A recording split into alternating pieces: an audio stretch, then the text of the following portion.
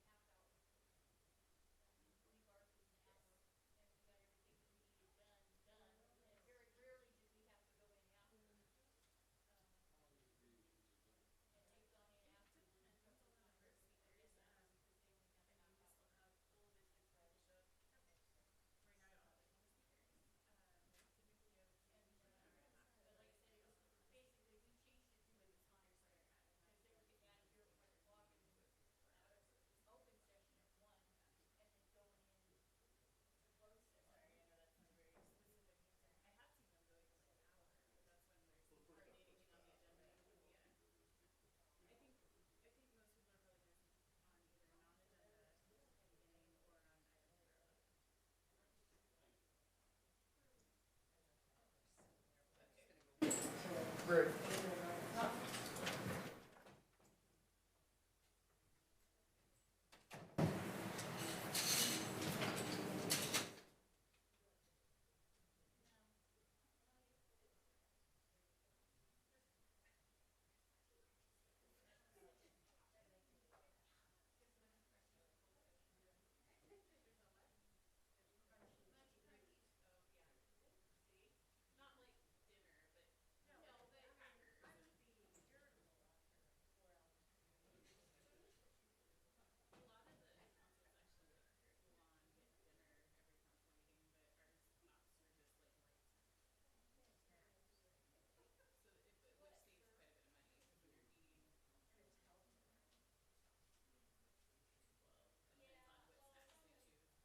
And they need somebody from the Parks Commission to be on the Arts Commission, and nobody else wanted it.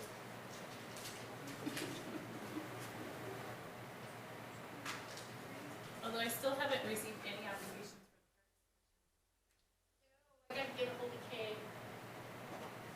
I'll do that right now.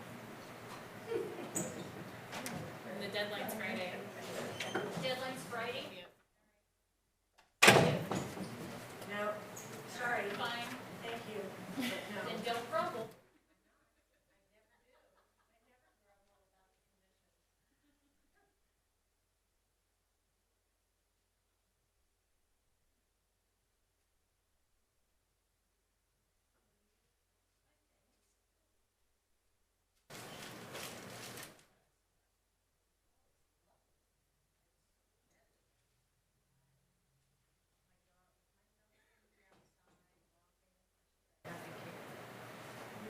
Yeah.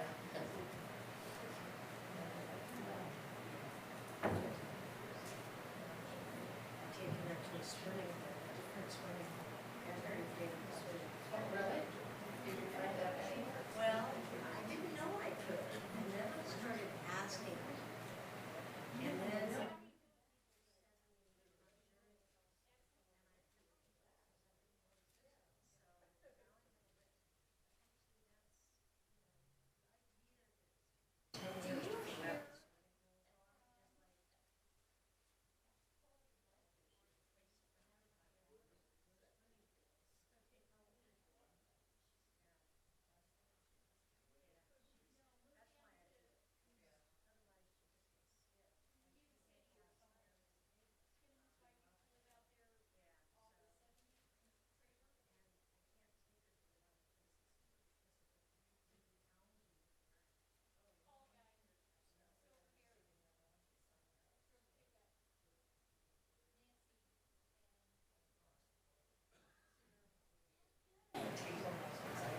Well, the irony to me is, I was eating gluten-free algae.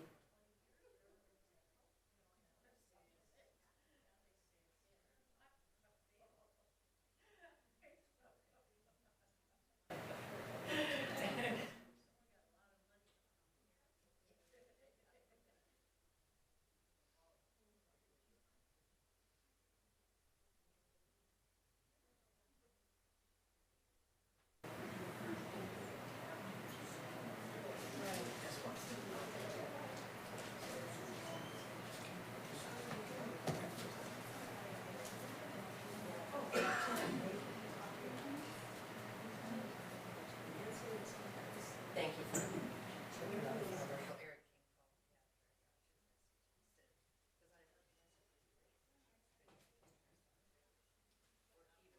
One or the other. So anyway.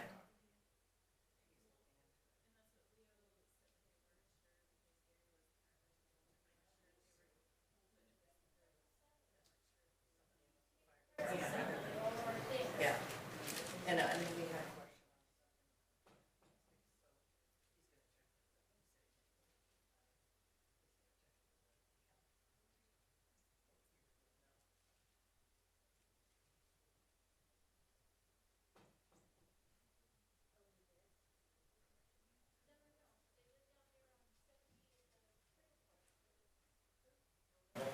Yeah. Yeah, Dangerville.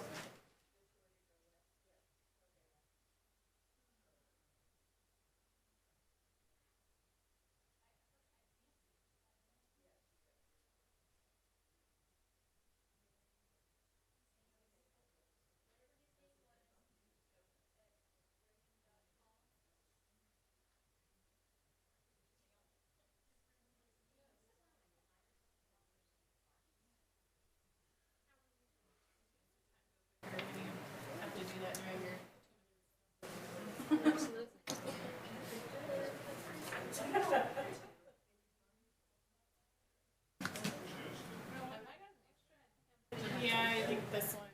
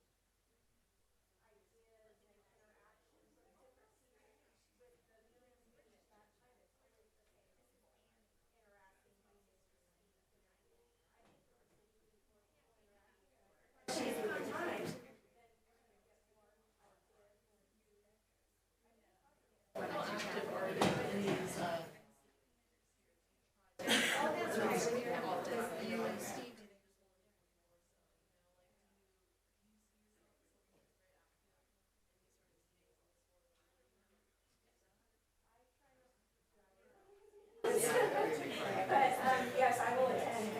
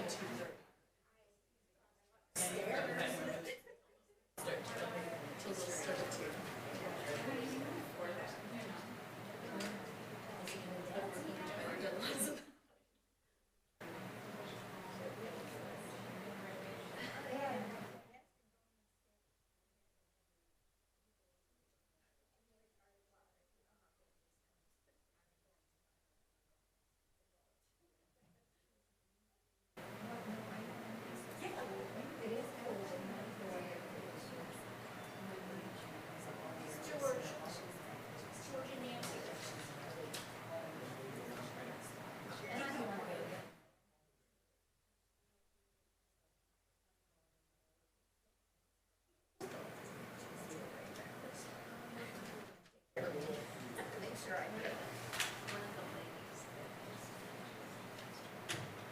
Kirby.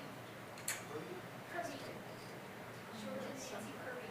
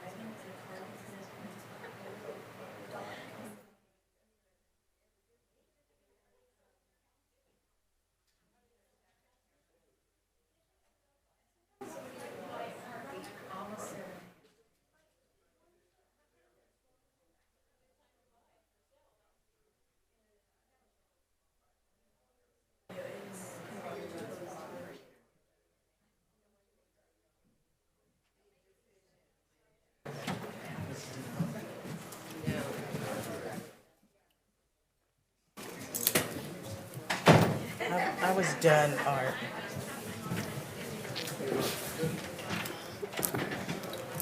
Art. I was done.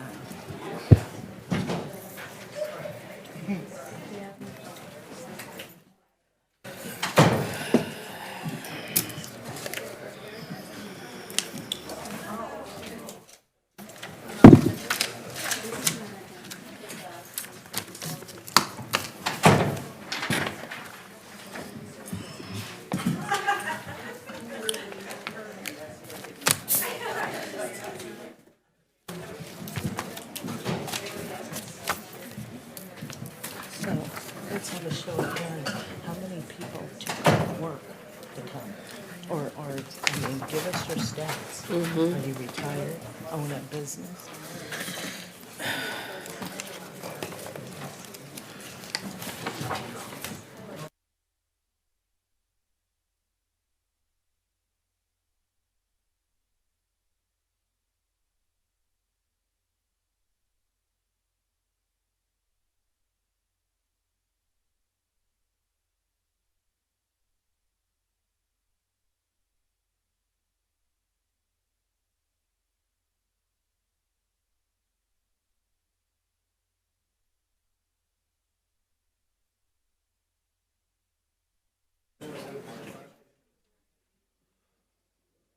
Ready?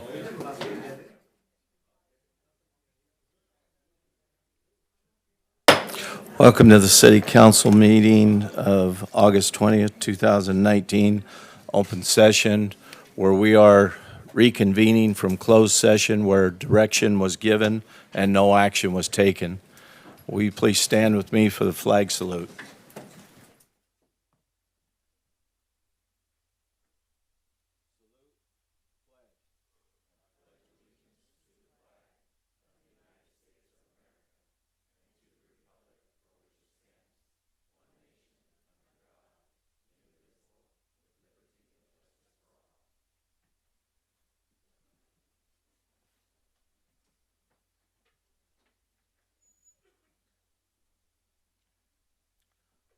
Looking for a motion to adopt the agenda.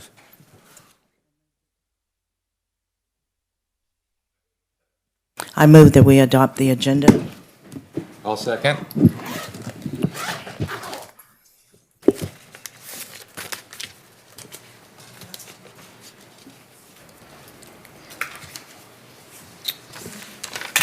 Motion carries. Okay, moving on to presentations and proclamations. We have one presentation by Carlton Allen.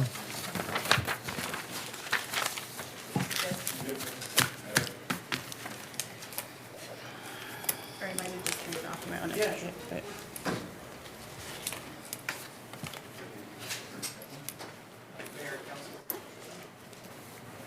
Mayor and Council, ooh, these do work.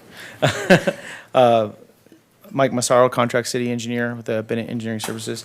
I was reached out to by Tom a little bit ago. He saw an article about roller compacted concrete pavement and asked us about it. And I said, I think it'd be a good thing for us to consider on future pavement rehabilitation work for a couple of reasons.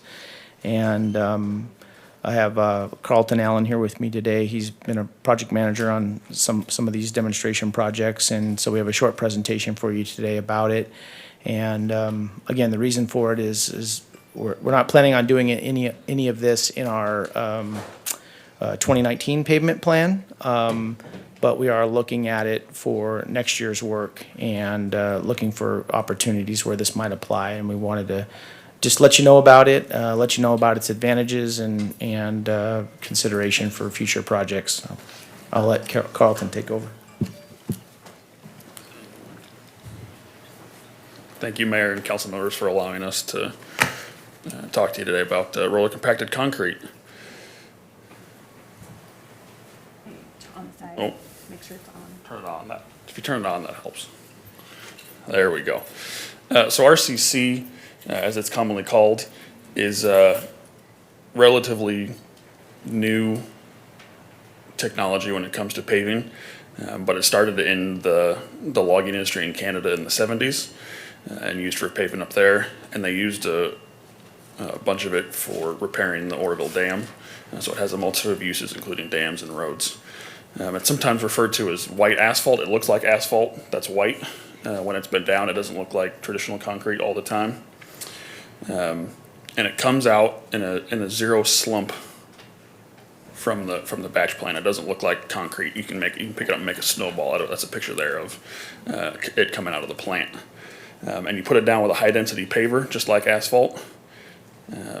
And the construction method is very similar to asphalt with the paver, and then you roll it, and then we're good there. So some of the advantages to RCC is compared to traditional concrete pavement, it opens very quickly to traffic. The typical concrete pavement takes 10 days to open to traffic per the Caltrans standard specs. You can do rapid set, which sets a little bit faster, but it's more expensive and harder to work with. RCC, you can get it open to car traffic within 8 hours and heavy truck traffic within 48 hours. So the time scale that's needed for the traffic control is very reduced compared to traditional concrete.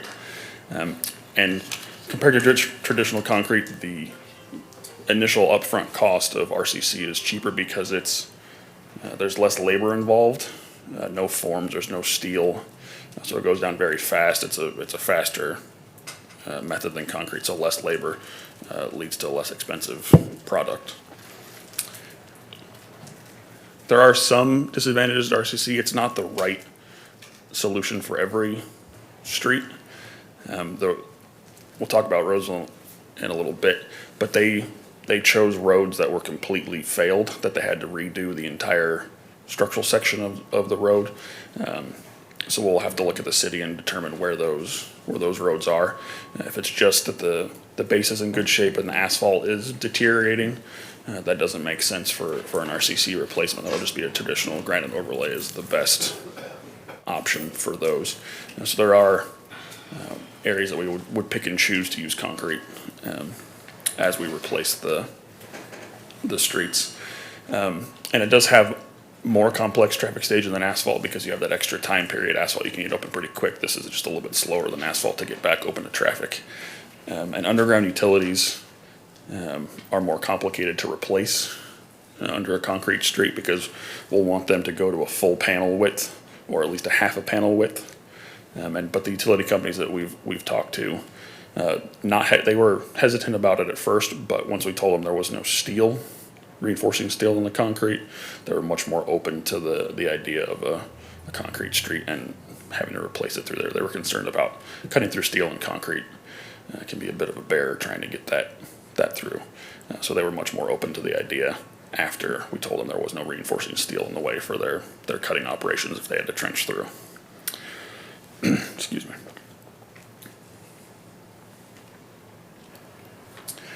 So this is the RCC pilot project in Roseville. We did a total of 7 lane miles on a couple of different types of roads, a 5-lane arterial, a 2-lane collector, which is what's under construction in the bottom right on that slide, and a 2-lane residential street to kind of showcase the different uses of RCC. And we had 3 different finishes as well. You can trowel it, so it's a big mechanical trowel that produces a finish that looks just like a sidewalk or a driveway, which is nice in the residential areas because it all kind of blends together and has kind of a high-class look to it.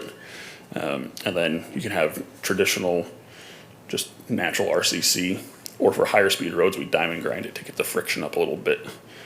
So on that 5-lane arterial, the speed limit's 45, so we diamond ground it to increase the friction on that surface. And so these are the bid results from Roseville. And a comparable HMA section was almost $1.50 more a square foot for the project. And so that's a significant reduction in upfront costs. And then also looking at a life cycle analysis of, as the city's responsible for maintenance for the next 50 to 100 years, as we're all going to be here for a while. There's about 600 grand in savings over the lifetime of the pavement versus asphalt. So an asphalt pavement you need to touch every 7 years with a slurry seal or a granite overlay or some method of sealing and refreshing the pavement. Where with concrete, you can get away with 20, 25, 30, sometimes longer than that.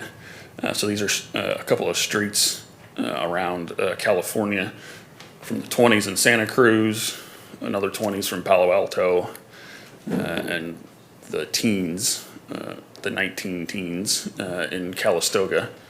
And Roseville, just down the street from where our RCC project went in, was also part of the original highway in Roseville, and it was concrete constructed in the 40s. And the city of Roseville just did a diamond grind on it for the first time a couple of years ago. So they went almost 75 years without having to maintain the street at all. There's also a few environmental benefits to it. It reduces the urban heat island effect of compared to asphalt of the pavement. It's not black. It doesn't soak up the heat like asphalt does. You don't have it radiating that heat for the rest of the day after the sun goes down. And it also helps with lighting. You can reduce energy consumption for your lighting because it's a light pavement. It reflects the light back, and that's also a safety benefit as well. So these are the same shopping centers a few miles apart, one with asphalt, one with concrete. Same lights, same design, and the concrete just reflects that light so much better that it keeps it well lit at night and adds some safety benefit for that as well. And that's all we have. Answer any questions. What's the strength on this, the PSI? Does it have different levels? It depends on where you're going. To get it open to truck traffic, you want it at 2,500 PSI in 48 hours. But the final, the mix design we used in Roseville, the final strength was about 5,000 PSI.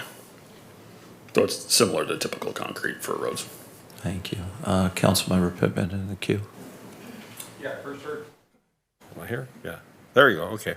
I first heard about when the dam spillway issue came up with RCC, and I couldn't figure out what that stuff was, you know. And, does it, or can it be mixed locally, or does it require special batch plants? So there is mobile batch plant called a pug mill that they okay. bring in on a trailer. And it's got all the hoppers and things, and you mix it right, preferably as close to the site as we can get it. The other question I had is in replacement of sidewalks, curbs, and gutters. Is it useful for that, or is that too small a project? It's too small. The paver can only pave about, the smallest it can pave is 8 feet wide. It's as wide as, the paver is 8 feet wide, so Gotcha. the smallest really that works is 8 feet. So it would work for a bike trail or something like that, where you do not a full roadway width, but yeah, a curb and gutter sidewalk is more suited for traditional concrete. How much base support does it need in comparison to a typical asphalt? Compared to typical asphalt, it's very little base support needed. There's one advantage that we got on Hickory Street, the residential street in Roseville, is we had very shallow PG&E service lines.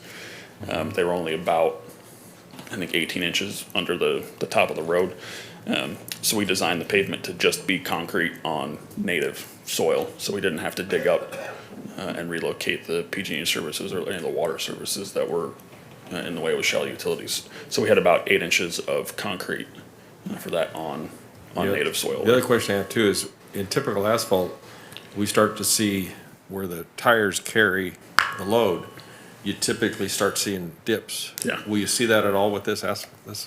No, concrete's, as a rigid pavement, concrete bridges those loads out over the entire panel, so you don't have those localized. And like when you pull up to a stop sign or a stoplight too, you get that shoving with asphalt. Yeah. Concrete doesn't exhibit those. Fascinating. Thank you. Councilmember Smith. Just an observation, when you get out of California, you see a lot of other states using concrete. Yeah. And so it's not, this isn't innovative in that respect, right?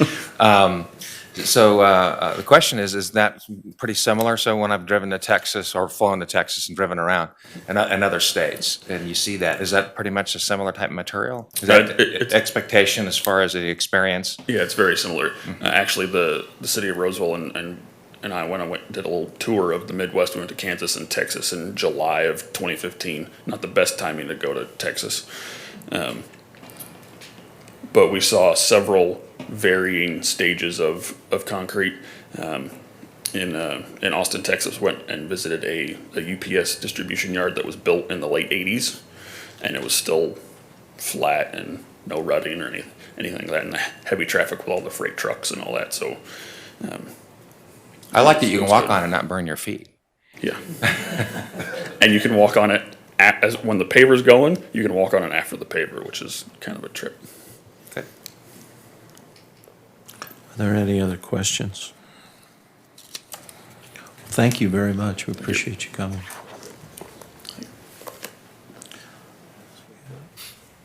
Moving on to public communication, the hearing of non-agenda items.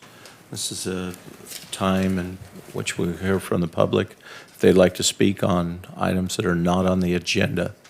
Madam Speaker, do we have any cards? Mr. Mayor, we have a few speakers. We have Cecilia Hirschman and then Annie Terry.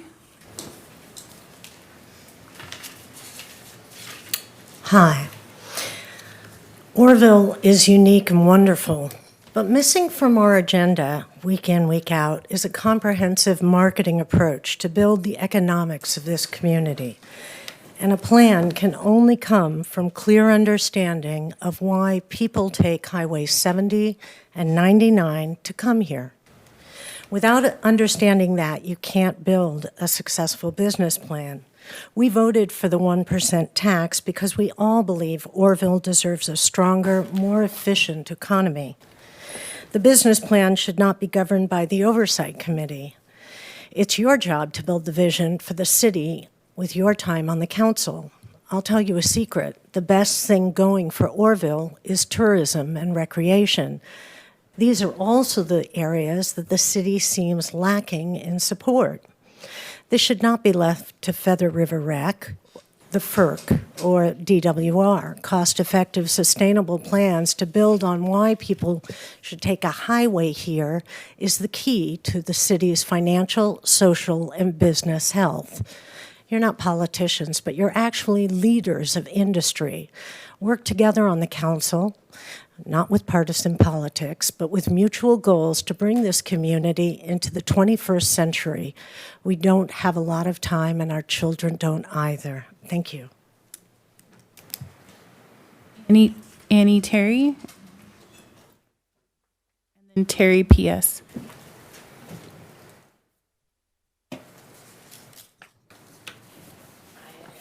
I'm coming across this now. I left you all a flyer for the mission's upcoming banquet and graduation.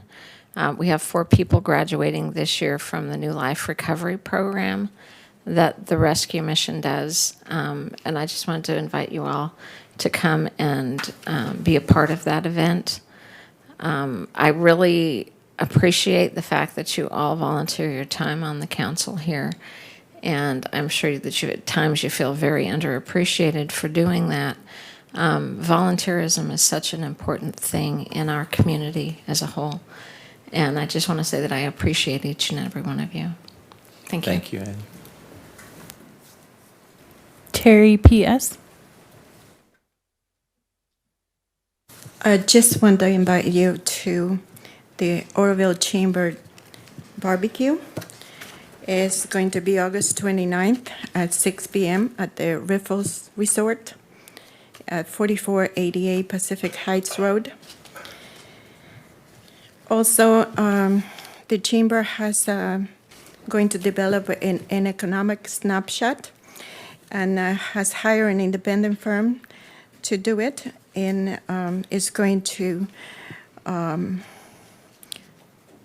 have a say on the sales tax, building, housing, lodging, employment, all those issues that the city could know to develop what Celia was talking about. And also, I thank you, everybody, for serving. I second what Annie said. Thank you. Sorry. Thank you. Mr. Mayor, that was the last public speaker I have on this item. Okay, great. Since we brought up a couple of events, I'd like to take this time to thank everyone for adjusting their schedule to be here at 2 o'clock today. We have a very important event, some of us do, this evening, that is a celebration, a chance to get together for the campfire survivors. And we didn't want to miss that, so I'm the one who put in the request to see if we could meet at 2 o'clock, because I feel that it's a very important event, and I would like to be there to support those campfire survivors, as well as many other people that work at the city. So I just want to thank everyone for coming at 2. Okay, moving on to the consent calendar. I'm looking for a motion to accept the consent calendar.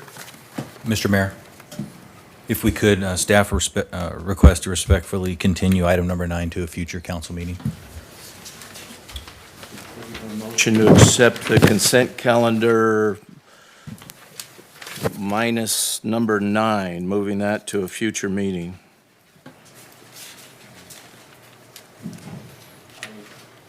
I would move we accept the consent calendar with item 9 tabled. I'll second that.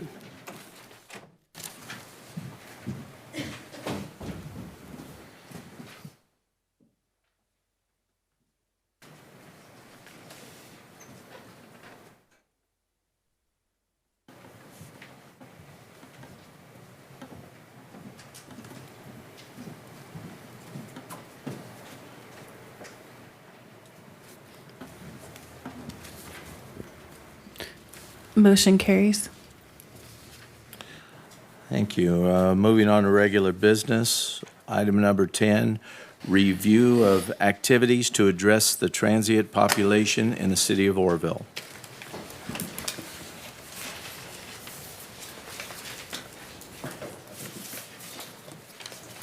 Good afternoon, Mr. Mayor and council. What this item is just a review of the various things that the city are doing to address a transient population that's within the city of Oroville. The population that we're specifically talking about is the one that we receive the most complaints about, and those are the individuals that are living on the streets that are not conforming to basic standards in the community, as the report outlines, such as things such as littering, theft, drug use, things like that. This is just a synopsis, and it's a brief overview of the activities that the city puts into effect each and every day of the year to deal with those issues as they exist. The purpose of this particular item is to give the council an opportunity to review those activities and then to provide staff additional direction as far as policy or what you would like to see more of or less of, or if you're content. So this is your opportunity to discuss this item. It was asked to be put on the agenda by the council members who wish to discuss these activities and what we could and cannot do to increase or decrease the problems that we're having. Thank you.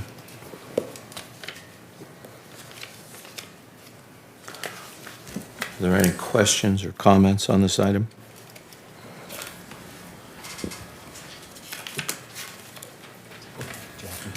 Councilmember Draper. Yeah, I have a couple of comments on this.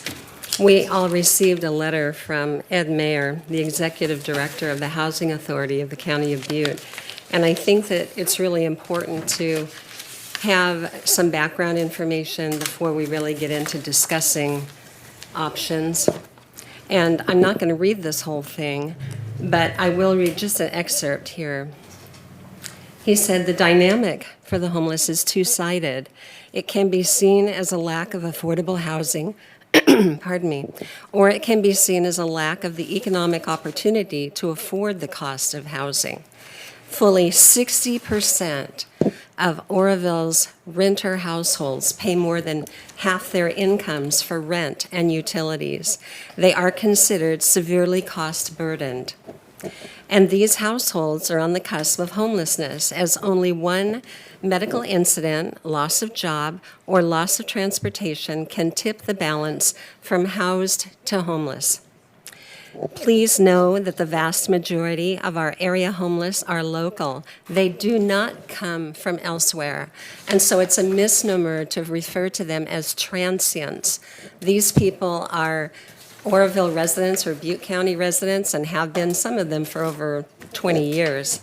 And so he goes on to say they are local. They are typically some of the most vulnerable populations in our community: the elderly, disabled, youth, veterans, domestic violence victims, persons of limited capacities, and, of course, the mentally ill.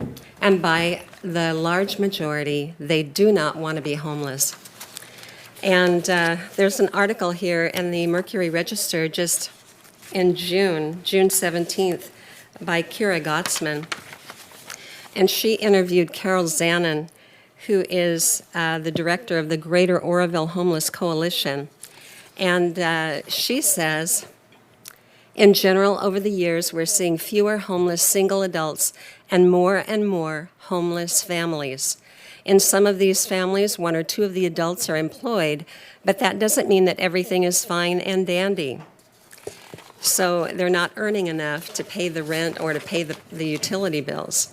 And she does all kinds of things there to help individuals, and it's totally by donation that her group is able to function. So they're limited by the donations they receive. Now, our family has been passionate and concerned about homeless people for many years, and my eldest son, Aaron, recently went to Bend, Oregon, And he said, you don't see people there really that look homeless. You don't see people that are panhandling. And he did some checking, and periodically on the signposts, they have little posters that gives the city website. It's called bendcares.org. And I encourage you to Google that and see what they're doing. It's really impressive. And they just started this program 1 year ago. And when you go to bendcares.org, there are 2 buttons. One is Give Help, if you want to donate to any of the various organizations that they have in Bend to help the homeless. Or the other option is Get Help, okay, if you are an individual in need of housing or food or clothing. And so on the Get Help or Give Help, the categories are shelter, food and meals, resources, recovery, youth and family. And then on the Get Help, there are resources listed. Ability, Bethlehem Inn, Cascade Youth and Family Center, all kinds of resources. And I got to thinking, you know, how neat that is, because we have several organizations that could be on such a website. The Greater Oroville Homeless Coalition with Carol Zanin that I just talked about, the Hope Center that Larry Hayden manages, the Haven of Hope on Wheels, the Rescue Mission here in Oroville, and the Haven of Hope Shelter, which has not been approved yet by our Planning Commission, but could provide 25 more beds here in Oroville. And one thing that was in the news recently is the coordinator for the Continuum of Care, Jennifer Griggs, said that the homeless population has increased by 16% in Butte County since the survey was done 2 years ago. And so this, since the campfire, it has mushroomed. And so they are really severely lacking in one-bedroom apartments, studio apartments.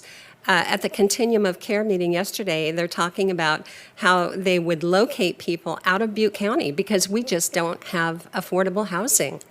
So anyway, I just wanted to preface this conversation with some of that information. Thank you. Thank you. Councilmember Pittman. Thank you, appreciate that. I have an email from a constituent that sent me this. I'll pass it down to council. This is a big issue. It's not a little issue, and we're not going to solve it here tonight. But I wanted to have the forum to have the discussion of the ideas. And frankly,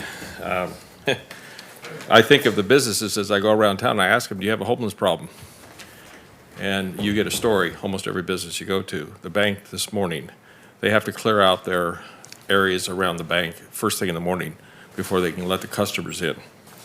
One of the drive-up coffee shops, their storage room has been broken into every night, stealing supplies out of that. They had to use heavy plate steel and a heavy plate steel door now in order to keep their storage room in place. Almost every business I know has an impact to this particular population. I do agree with Ed's letter. He brings a lot of foresight to the problem. I think the first thing is to sort out the population. It's not an easy population to identify. There are behavioral health problems. There are probably the larger amount drug addiction problems, and all those all factor into the problem. The interesting thing is sidewalks, by definition, are supposed to be sidewalks. They're not supposed to be tent places. They're not supposed to be places to use as a bathroom, places to use as anything other than a sidewalk. 2 businesses told me this morning when they went to explain to the individual that had torn up their personal bathrooms in their business, they decided to damage the business. So there's also the attitude of these individuals is now causing us great harm. It really kind of speaks to me. I got a seatbelt ticket the other day, $175 because I forgot to put my seatbelt on for 2 blocks. Yet someone can go down and tear up our bathrooms and cause us $5,000 or $6,000 of vandalism, and where's the justification? Where's the issue? We got a real problem here, and I'm not going to solve it. We're not going to solve it here today. You all need to start telling us some good ideas, some ways that we can stem the tide. I will say that Los Angeles County put a quarter cent on their sales tax and is generating $350 million to work on specifically the homeless problem. They spent $350 million. They built 161 units for homeless housing. Their housing inventory population went up 17%. Didn't decrease. So we can't throw money at this problem. That isn't going to work. That's just a good example. If we want to learn from LA, learn from LA. It is a big problem. I hate to see the issue of our parks. Our family, our friends are to the point where they're not using our public facilities. That's just wrong. And so how do I measure success? The day we can walk down a park and not worry about being approached, or items stolen from our property, or burglarized, that's the day we have success to this problem. And I look forward to everyone please contributing to the ideas. You know where we are, we know our email. If you have an idea, please send it. If you have problems, please let us know what those are. We have the opportunity coming forward with staff. We have some great staff here, and they put together a great staff report. Tells us we're spending about $200,000 a year on this problem. I don't really care if we spend $400,000 a year.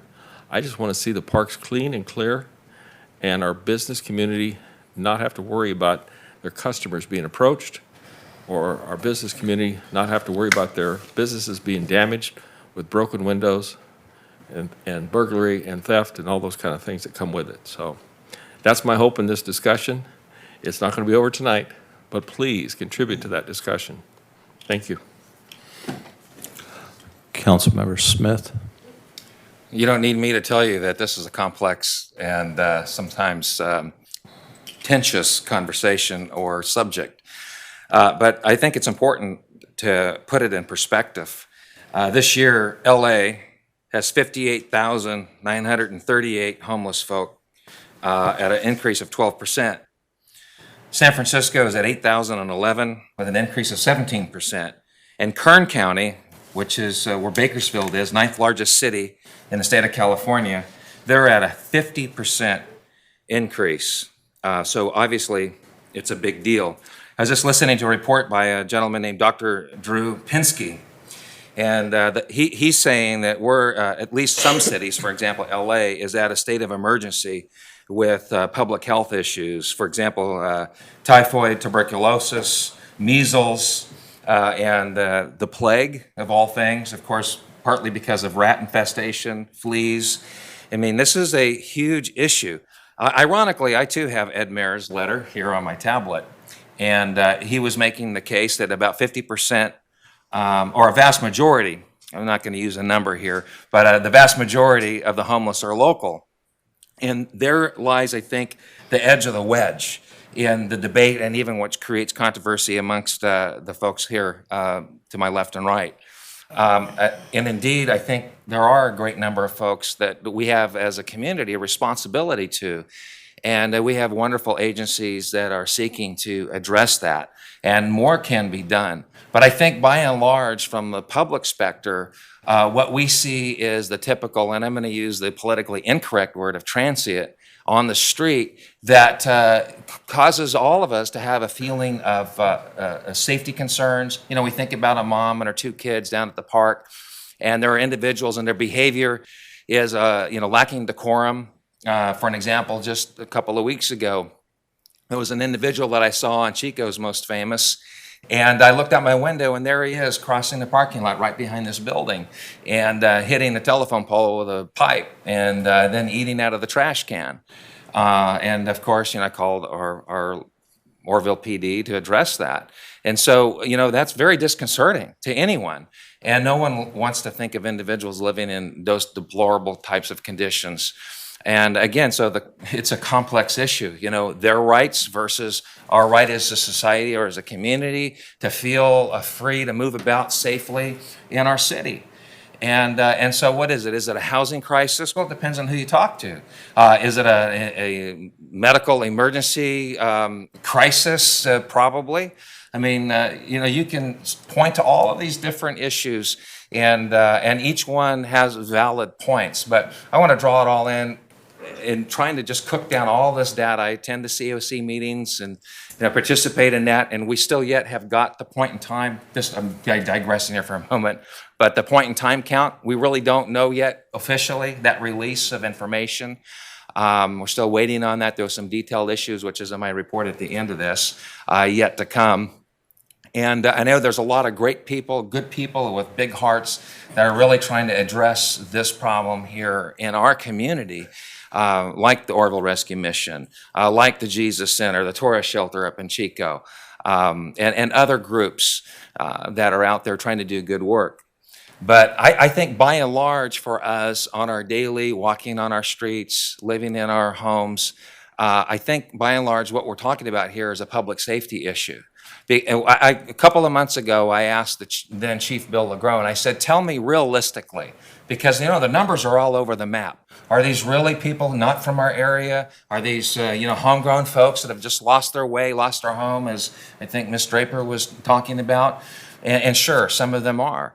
But what's the size of the group that's really causing our community to have this sense of that we're not free to move about, the public safety issue, where then we don't feel free to go to our parks and we have some of the most amazing parks, and we do have wonderful opportunities for tourism, and I have a lot more to say about that. But if we're gonna be the community where people wanna come and live and raise their families, what is the city's responsibility to that? And so when I asked him that question, how many realistically in Oroville on a daily basis are out there that are creating this kind of public safety criminal element? Twice I've been almost run down shopping here locally. Is the local merchants chasing the guy out of the store because they just stole something, and so he told me about 75 people. There's about 75 homeless, transient, whatever label you want to apply to that are cutting into our sense of a safe community. And I thought, I can get around that number. We can address that.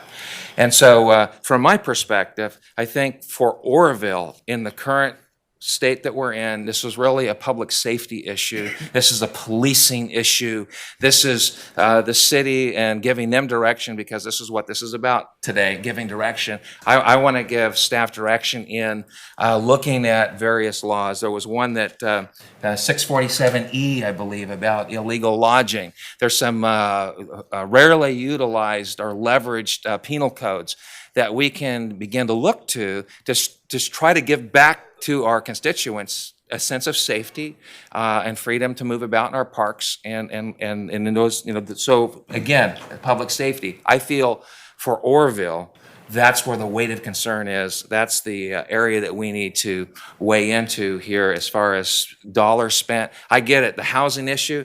There's no way this city is going to deal with the shortage of housing in the here and now, in the next several months or in this next year, where we're going to, diminish the impact of the homeless in our community. But I think from a public safety measure, I think we can do some real effort and some real things to make a difference in our city. So that's my perspective. I think it's the weight for Oroville is public safety, and then exploring ongoing how we can integrate housing and some of those other pieces that are big picture long-term as a community. Thank you. Thank you. Vice Mayor Thompson. First of all, I just want to mention that this community cares a lot. In this room, I'm sure there's a majority of us in this place who either volunteer at or to some degree financially contribute to one of the many organizations that are in our community that help out. So Oroville really does care.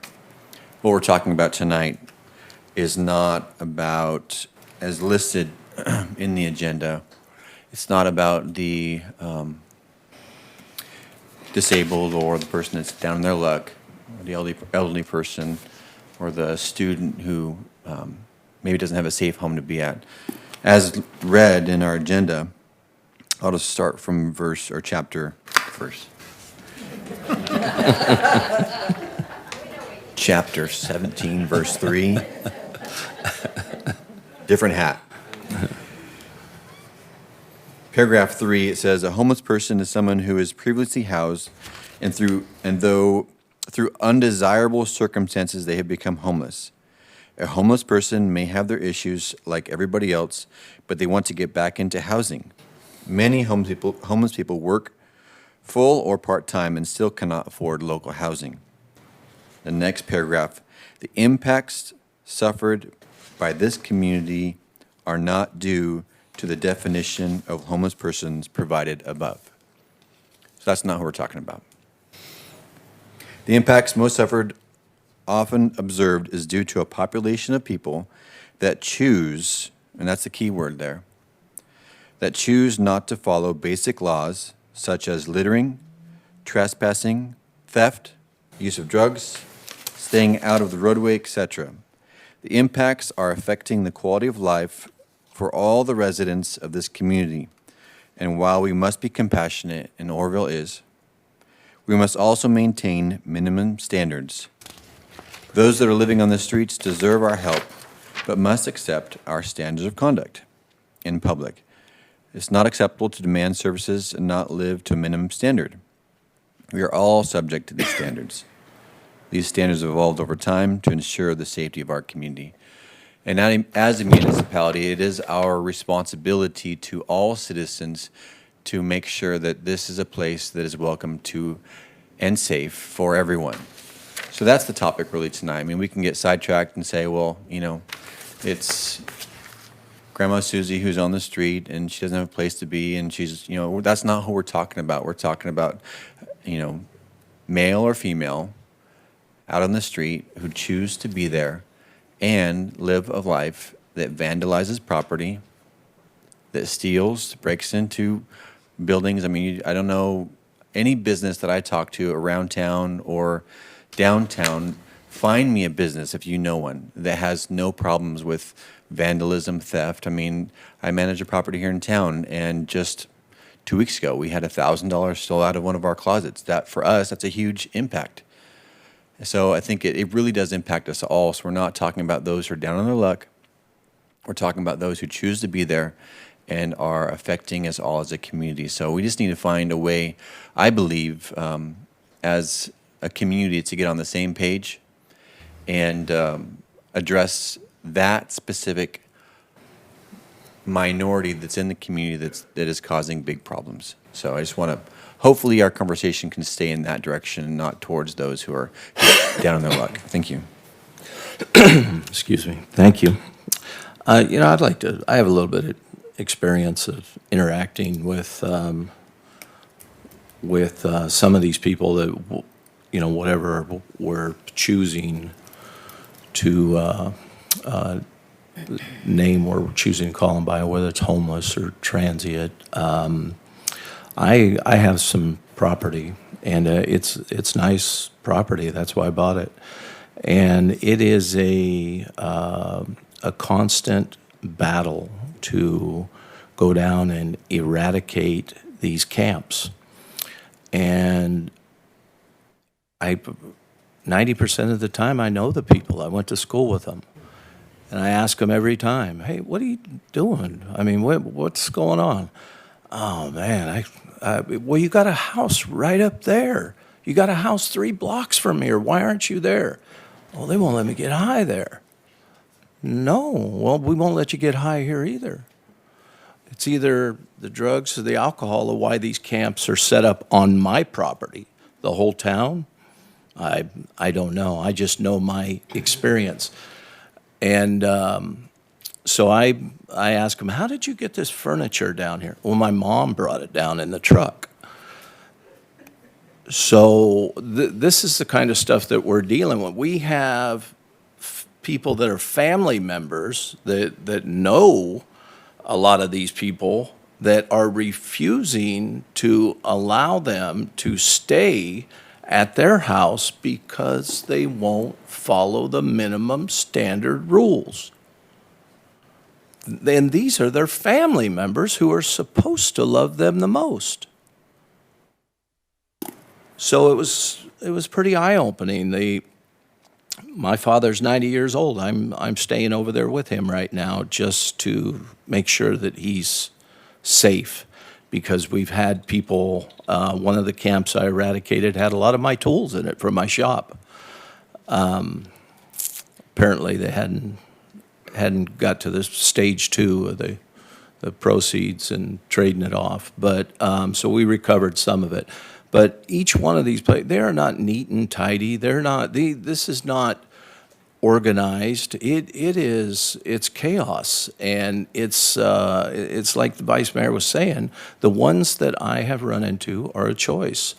A guy, just last week, I went down and I seen some activity. I went down and he was in the bushes by the water. I said, hey, come on up. And I said, hey, I know you, Robert. And he goes, yeah, hey, how you doing? I said, what are you doing with a gun? Oh, protection. You're sneaking around on my property and you need protection. We have a problem here. Put the gun down and come up here and talk to me. So he did. And I said, what's going on? He said, I just can't get off that dope, man. It's, I said, well, your house is right up there. I could see your house. Yeah, I know. They won't let me be there. Okay. All right, well, I won't let you be here either, so you got to go. Okay.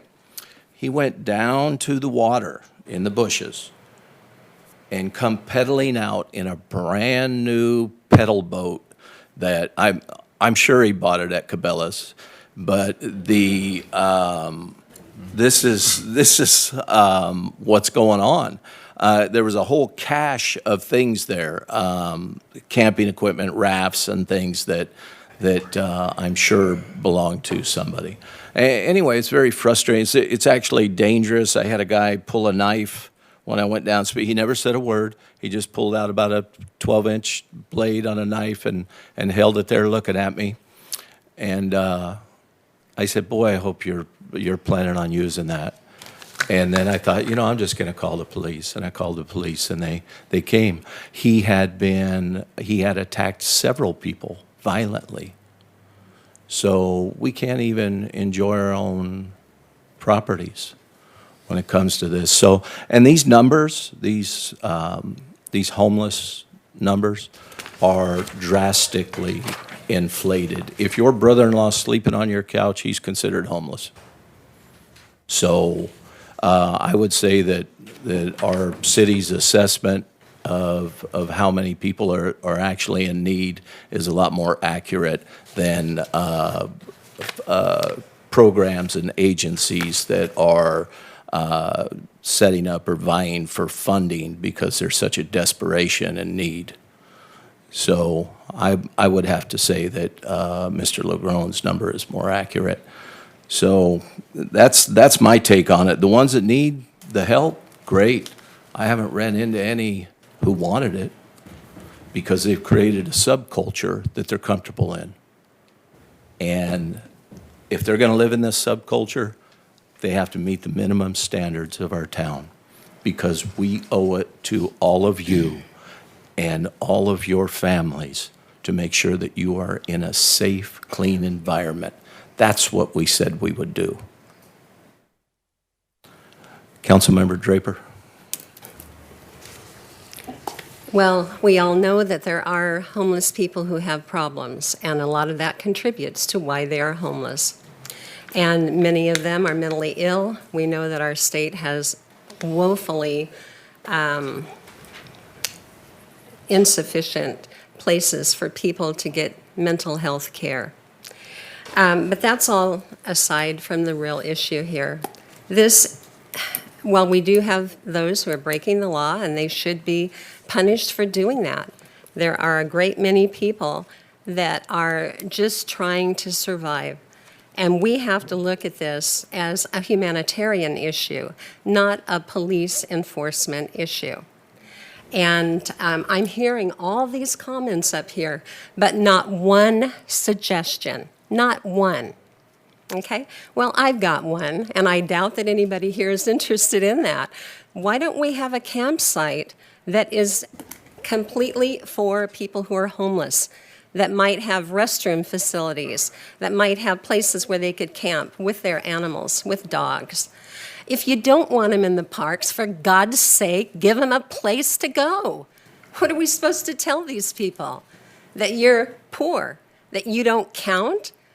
I had a friend tell me the other day she was at a park and she was horrified to see a man rousted who was a double amputee in a wheelchair trying to get shade in the park. And the people were complaining about him, so the police came and told him he had to leave.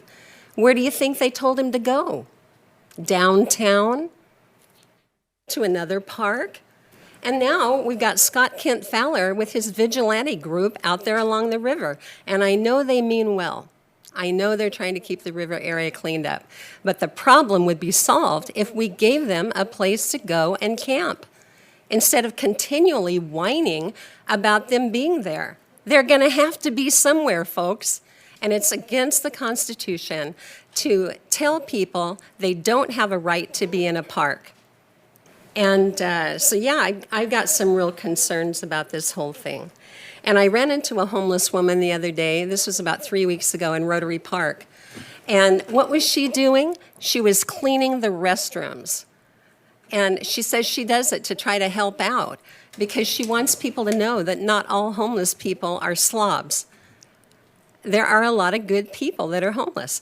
Megan Malloy at the Continuum of Care meeting yesterday said there are 1,600 homeless kids in Butte County. 1,600. And I know when I taught at Las Plumas High School, there were lots of homeless kids at the high school.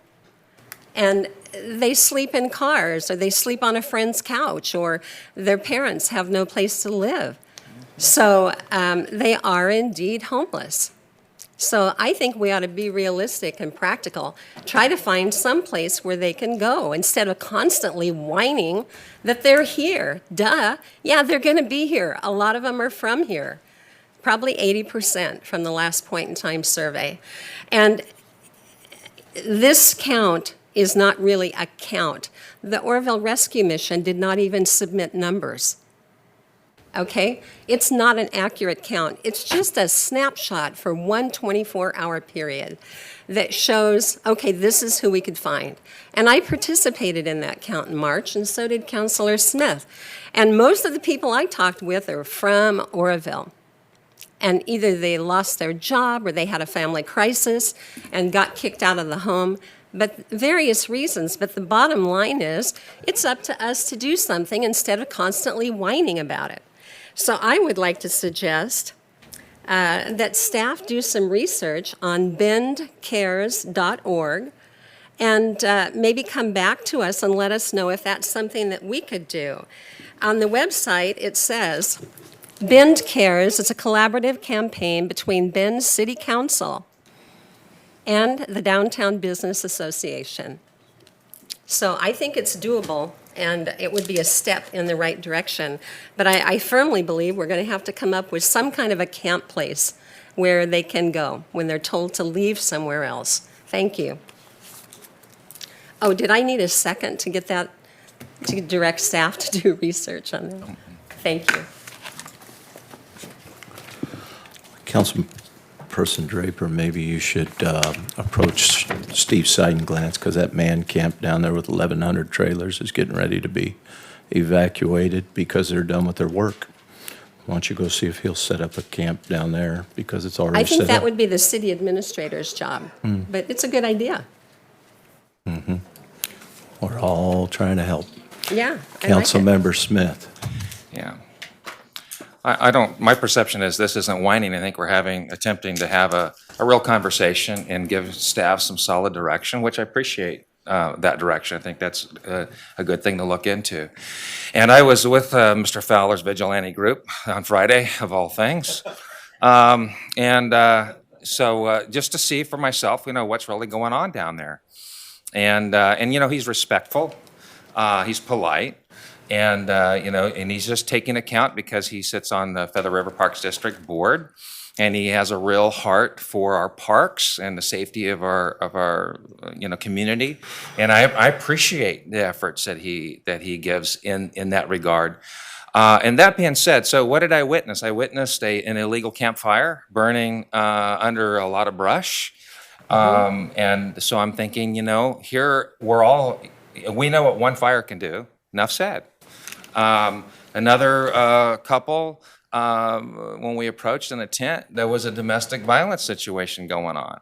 And I thought we were about ready to call 911, but then the person said, no, nothing happened. But, our ears told us something different. So when I think about compassion, is it compassionate to allow people to exist in those types of conditions? I mean, that's a question that all of us need to ask. Now, personally, my background in the Bay Area, I ran a feeding the homeless. In fact, when I came to Oroville, on Fridays, I would bring between 500 and 1,000 pounds of bread products and give it away to the needy in Southside. I was a contributor. So I feel like I have a little bit to say on this issue.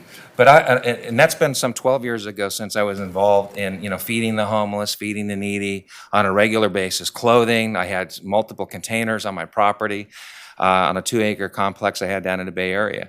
So I think I know a couple of things, a little bit about this issue. So I'm not just talking from 30,000 foot. I was in the trenches. I've been involved, and things have changed.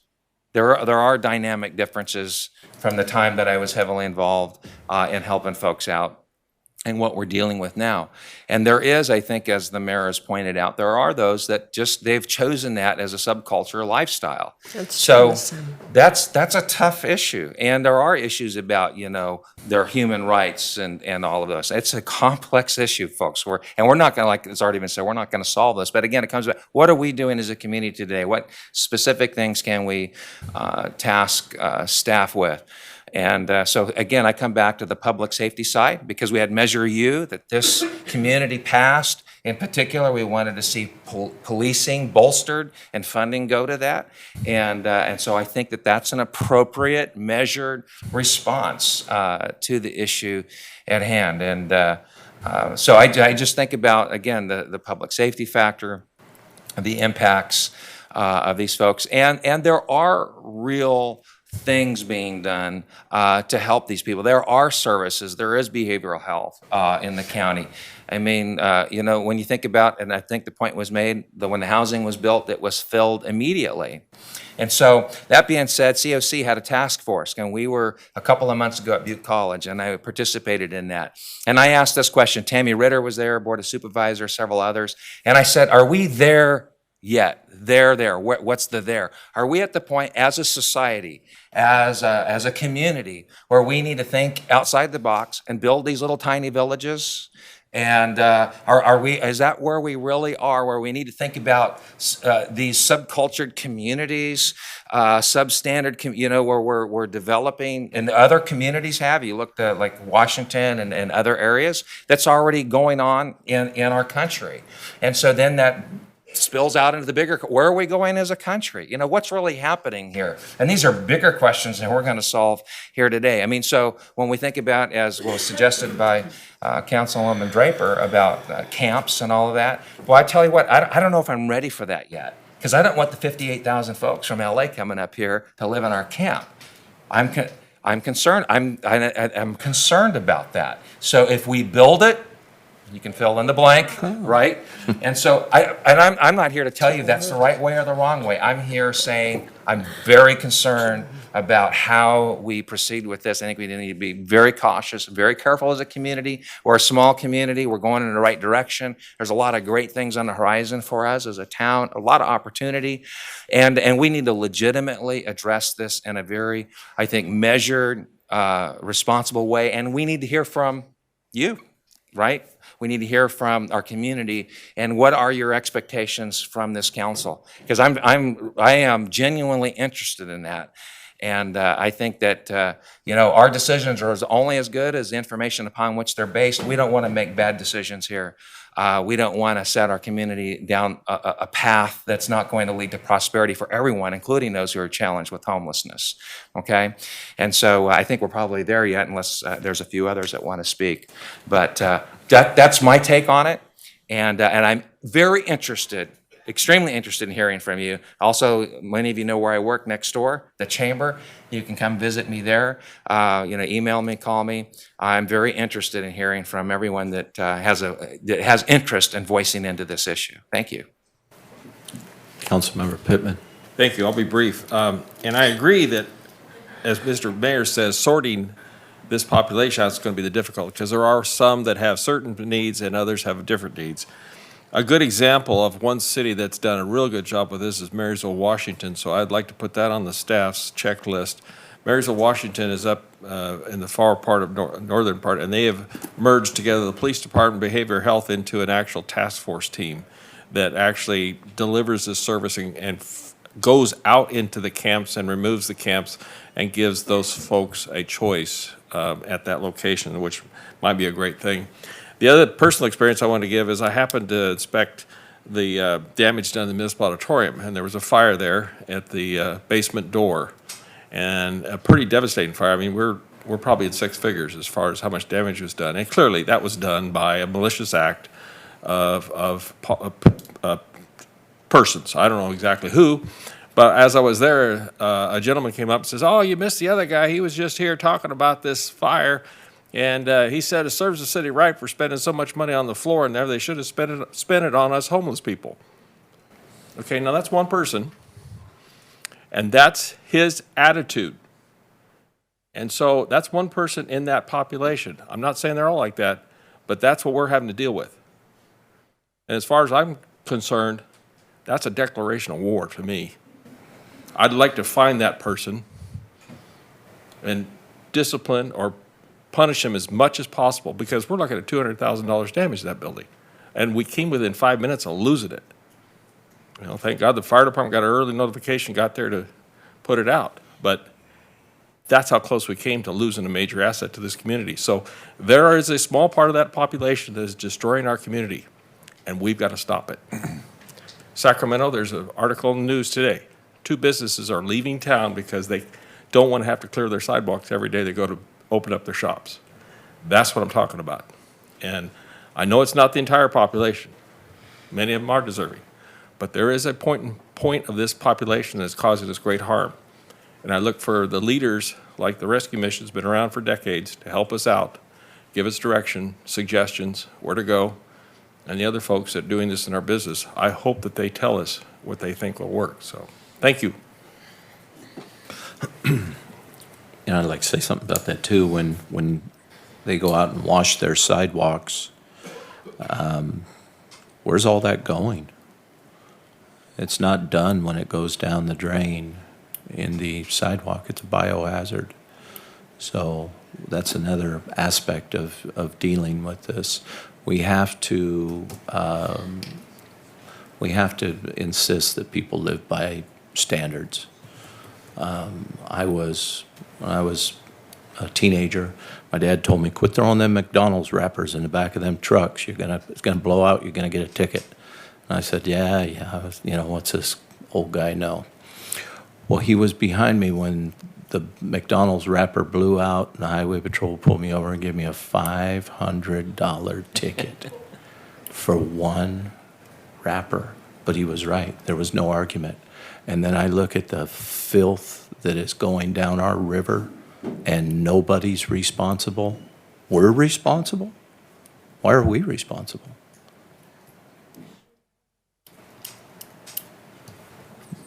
Vice Mayor Thompson. Just one last thing, in regarding an idea that I was sharing with City Administrator Mr. Legrone in regards to the population. I think Councilmember Smith mentioned about 2075 as far as the ones that were The criminal element. I mean, there's obviously a lot more. Right. But the criminal element. And that's the part that I'm specifically aimed at, and to see what we can do to come to minimum standards. The idea that I threw out to Chief earlier today was in regards to maybe compiling it. If we could at least have a top 10. I'm sure there's a minority even in the 75 who create more issues than, kind of categorizing even them. I know that it's already listed, he was saying, as far as people who are arrested, and there's a record, I mean, there's a rap sheet from some of these people, there's really long ongoing issues, again, theft, vandalism, public disturbance, or threatening people, or whatever it might be. But I would love to see both the municipality of Oroville and the charitable organizations in the community to come together and get on the same page, as well as the community at large. Information is pretty powerful. If we had my idea that I shared today was if we had a list of top 10 that was just listed, made very clear for the citizens of Oroville. You know, if somebody is a violent person who is often stealing things, is on my property, I don't know who they are. I have no idea of knowing if they're a person that's down on their luck, or if it's somebody who is there to do harm or scouting out the zone to steal something. But if I was equipped, if the citizens of Oroville were at least equipped with the top 10, and we were just aware, and somebody that showed up on our property that couldn't necessarily be prosecuted by the DA because their crimes are so low or whatnot, that it's not worth the county to put them in jail, but they are somebody who's constantly causing problems for the citizens of Oroville. In their list, they're one of the top 10 offenders. I would like to have that information. You know, it will make a factor on my own safety for myself, as well as, you know, should there be somebody that I could just, you know, take down and give them some money, or give them some gas, or give them some food, or somebody that I should, you know, keep my eyes on and possibly call OPD to keep their eyes on them. I think information like that, at least as a beginning point to narrow down this minority amongst the homeless, and as a community to be at least more aware and be on the same page, potentially even to work together with our charitable organizations, and if it's something like that, that figure out what's going on, or if need be, even reduce the help for these people, so that we're like, hey, listen, you are not here to ask for help. You are actually here to cause harm, and you're not welcome here. So anyway, that's at least a beginning idea if we're looking for ideas here. Okay, we have one more speaker from the dais, Councilmember Draper, but I don't want to create a circular argument here when we have no input from the citizens yet. I would like to, after Councilmember Draper speaks, I would like to hear from the citizens. That's fine. I share Councilman Thompson and the mayor's concern about the lack of restroom facilities. And with the rise of Hep C and other diseases, this is a crucial thing, to have a place for people to use the restroom and wash hands and that kind of thing. So the last time I heard anything, the restrooms downtown, there on Myers Street, it was locked up. Is it still locked up, or is it open? My understanding is those bathrooms are supposed to be being unlocked and locked up every day. And the water fountains. And locked up at night? That's my understanding, yes. They're locked during the day. See, this is the thing, guys. If we want people to use the restroom in an appropriate manner, then we've got to get them the access to a restroom. Well, my husband and I walk along the river all the time, and we don't feel unsafe, okay? But if you want to use the restroom and you're down by bedrock, unless you have a key, you are out of luck. And we stopped there and talked to some of the tennis players, and a nice little old guy says, hey, I've got a key if you want to use the restroom. And I said, well, how did you get a key? And he said, oh, the guy from the Parks Department gave it to us. I guess Feather River that is the not one our over bathroom. that.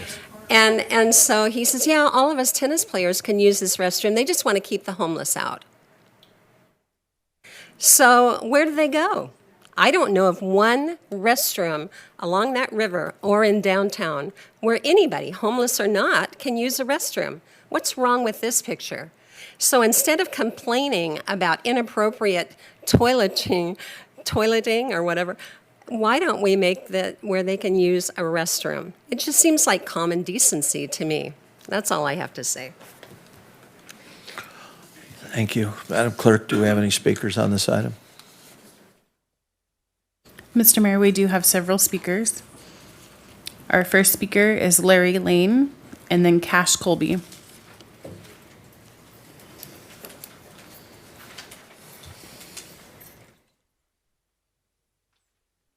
Madam Clerk, when you say several, how many is several?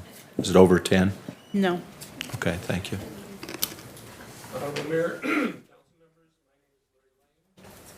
and I've had the privilege to chair the Oroville Transient Task Force since October of 2018. Joining me have been representatives from public health, behavioral health, law enforcement, the business community, and local nonprofits that are currently engaged with this clientele. We chose the name Transient Task Force versus Homeless Task Force to differentiate the need from those whose primary need was simply housing and those whose needs are much deeper. For the majority of this group, we have labeled transients. The primary issue is drug and alcohol abuse, and for some, mental illness. To label the problem homelessness would be to misdiagnose the problem. Are they homeless? Yes, but that is a fruit of the problem, not the root. Early in our discussion, we became keenly aware, due to federal law, that any effort to move this group off the streets or the parks into places where they could be helped required a low-barrier shelter. Our aim was to secure money from the Continuum of Care grant allocation, and that plan dissolved in the wake of their initial offerings that declined to fund any of the applications from the city of Oroville.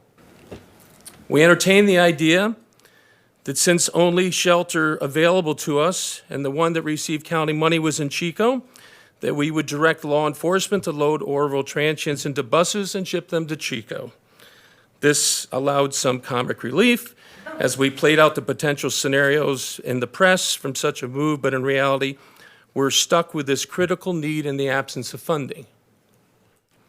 Now, since then, the Oroville Rescue Mission has received some funding from the Continuum of Care grant and is actively pursuing funding in order to complete low-barrier shelter that will adequately address the needs we have in this community. The plan is not only to provide temporary housing, but a coordination of services where public health, behavioral health, and case managers can encourage clients to find the help they so desperately need. Oroville is blessed with many successful nonprofit programs to assist people to become drug and alcohol-free and into a productive life. The great question that needs the wisdom of Solomon is this: what is the community's response that we're talking about to those who are afforded every opportunity to come off the streets and enter a program that could change the course of their lives, but refuse to do so and are committed to remain on the streets? What is our moral and civil responsibility to these ones? And further, what legal safeguards can be enacted to ensure that our public parks remain safe and inviting to the general public for whom they were created? Thank you for the time to make council and public aware of the steps being pursued by community and public entities through this transit. Thank you. Just want to comment. I've been involved with this task force, and we definitely need a low-barrier shelter. That is a piece that is needed, that we're working on and seeking to help funnel funding for that, for our area. So thank you, Larry. Cash Colby, and then Celia, and then Annie Terry.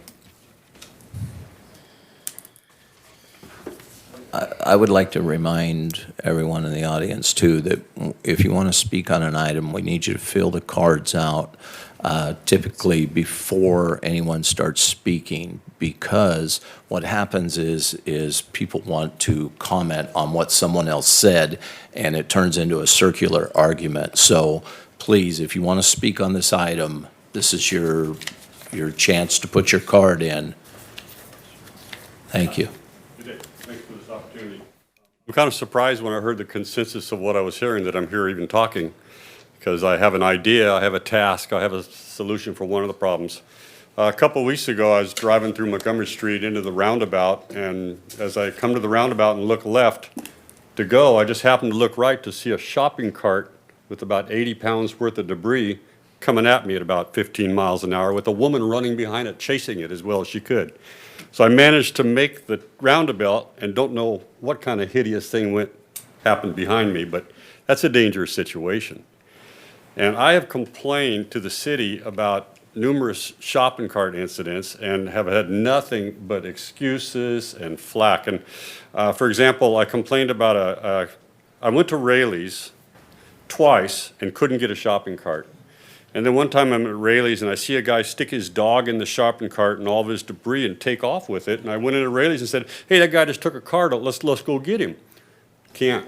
We call OPD, they don't respond. We're not going to do that. So in my frustration, I called OPD on a camp on Lincoln Avenue. It's got 8 carts at it. And I didn't get any response. They got all kinds of information from me, but never called me back. I went to the city twice. Finally, I went to the city and they said, well, we can't take care of that. That's Rayleigh's responsibility, and we'll give you the ordinance. I asked for the ordinance, so they sent me an ordinance. The city ordinance about Rayleigh's is responsible to retrieve their own carts. I don't see how that's applicable to stolen carts. There's a California Business and Profession Code that specifically talks about having possession of stolen carts or taking a cart outside the possession of the owner, and it's illegal. And I can't see, when you're talking about solutions to these problems, these people need these carts to move all this debris to the park. They need these carts to move it down by the river when they're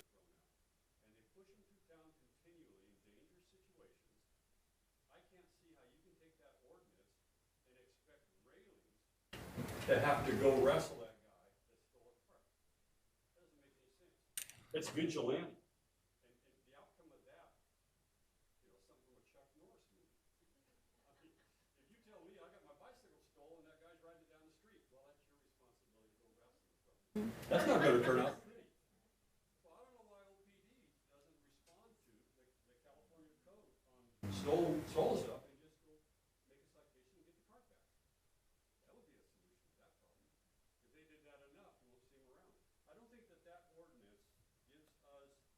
The authority to just, okay, because Rayleigh's is responsible to get their own cart, and we see one stolen, we're not going to serve them for cash.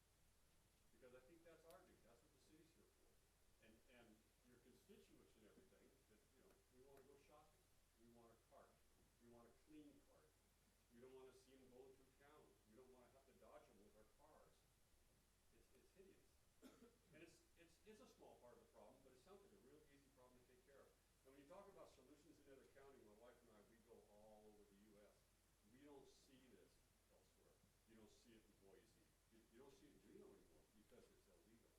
A friend of mine moved to Abilene, Texas, and his comment was, it's illegal to camp in the street, it's illegal to panhandle, it's illegal to possess a shopping cart, it's illegal, they named a couple of things, because you don't see it. And we have laws against stealing shopping carts. We just can't get into it. Thank you, Mr. Coleman. Thank you. I believe that microphone's off. It shuts off. Does it? Is that, well, okay. Well exceeded our time. Mr. Mayor, we're up to 11 speakers with the people that have walked up and handed out cards. Okay, so you're going to have to adjust their time.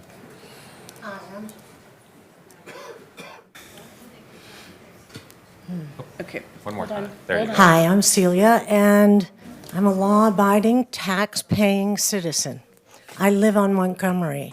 I probably see more homeless than most of you. I walk my dog in almost all the parks downtown. I do it alone. I'm not afraid. I understand what the problem is, though, because I feel it, but I'm not afraid. But here's the problem. I totally agree with Ms. Draper. The fact is, if you don't open the bathrooms, you are complicit in creating the problem.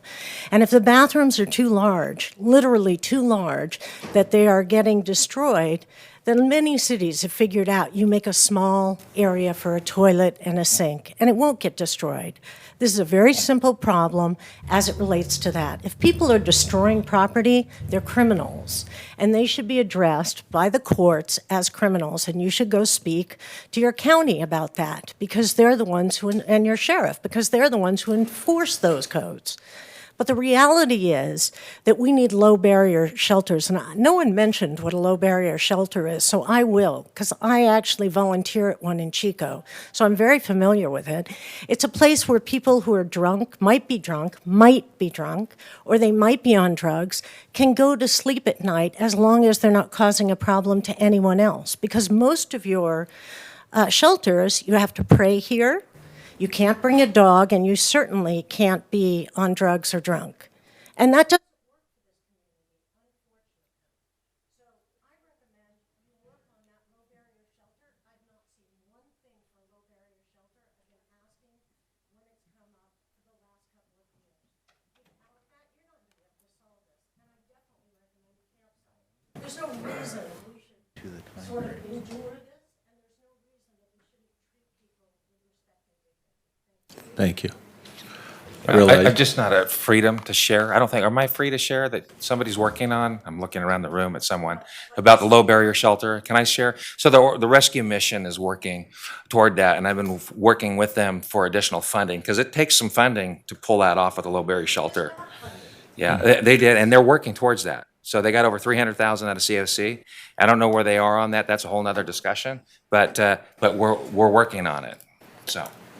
Okay, and we've got a lot more speakers than we started with. We're going to have to enforce the time, so I don't know who's speaking, who's listed to speak, but I'm just telling you, we're going to have to enforce the time. Thank you.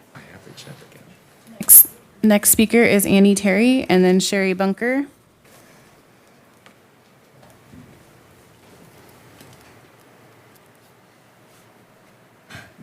Okay, I'm going to try to talk really fast. Several things I want to cover. One thing I just want to point out, nobody from the COC has ever asked me how many people stayed at the mission on March 28th. I'm perfectly willing to share that, okay? It's not something we're afraid to share with anyone. It was the only way we felt that we could protest at the time, okay? Okay, so you did withhold that. We did count. We count all the Yeah. time how many people stay at the rescue mission. Yeah. I can tell them for the whole month of March. I can tell them for up to the beginning of this point in this year. I want to tell a story about some people staying at the mission right now, Antoine and Maria, and their 4 preschool-aged children.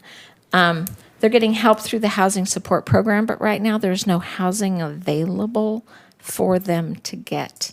It's not that they're not looking for a place to live. There are no places for people to live. This is not Marysville, Washington, and this is not Bend, Oregon. We're 25 miles away from Paradise, California, so there is no housing in Butte County. If you can find a place to rent in Butte County, it's because you were already set up to be able to afford it before you ever got to this point. I also want to talk about the 80-20 principle. 80% of the people are conformists. 20% of the people are not conformists. People are afraid of those nonconformists. People who are just citizens of the city of Oroville and are not homeless are fearful of the nonconformists. They're fearful of those 80-20 people. Empowerment is the key, empowering each and every individual who is homeless to become not homeless. Sorry. Thank you.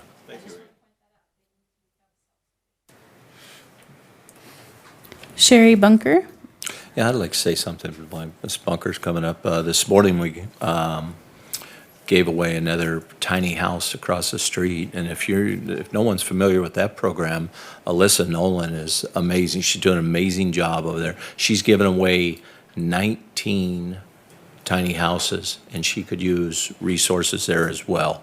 Any materials, finances, she's doing a great job. The one that she gave away this morning was a family that was burned out in a campfire, and 3 weeks ago, there was a mom, dad, and 3 little kids, and the dad was killed, hit by a car. So it's a mother with 3 little kids, and just absolutely wonderful thing she's doing over there. So if people are wondering what to do, that's another option. Please help her. Yes. Thank you. The last few weeks, I've been working with the Haven of Hope on Wheels. I see the difference that it makes to help those folks that are down on their luck, that don't have a place where they can go and shower. Today, I met a gentleman that was born in 1990. He has been homeless for 11 years. He can't hardly write. He cannot sign his name. Those people we need to help. Those people we need to set up the Haven of Hope Resource Center and get them help. That's something that y'all can do right away. That's just a stroke of a pen to get that rolling. You talk about crime. We need to talk to our state legislators and stop having them decriminalize every little thing that occurs. We all know that it's not a good thing. They put it, we voted in multiple laws that reduce the time that people can serve, and everything, it's a misdemeanor. So, or it's an infraction, 647.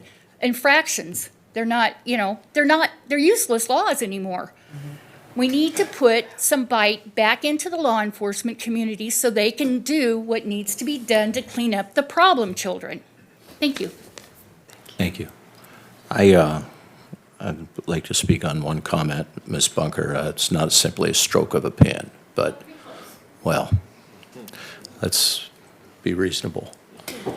It's waiting on the Planning Commission. Brindis Tobin, and then the cameraman.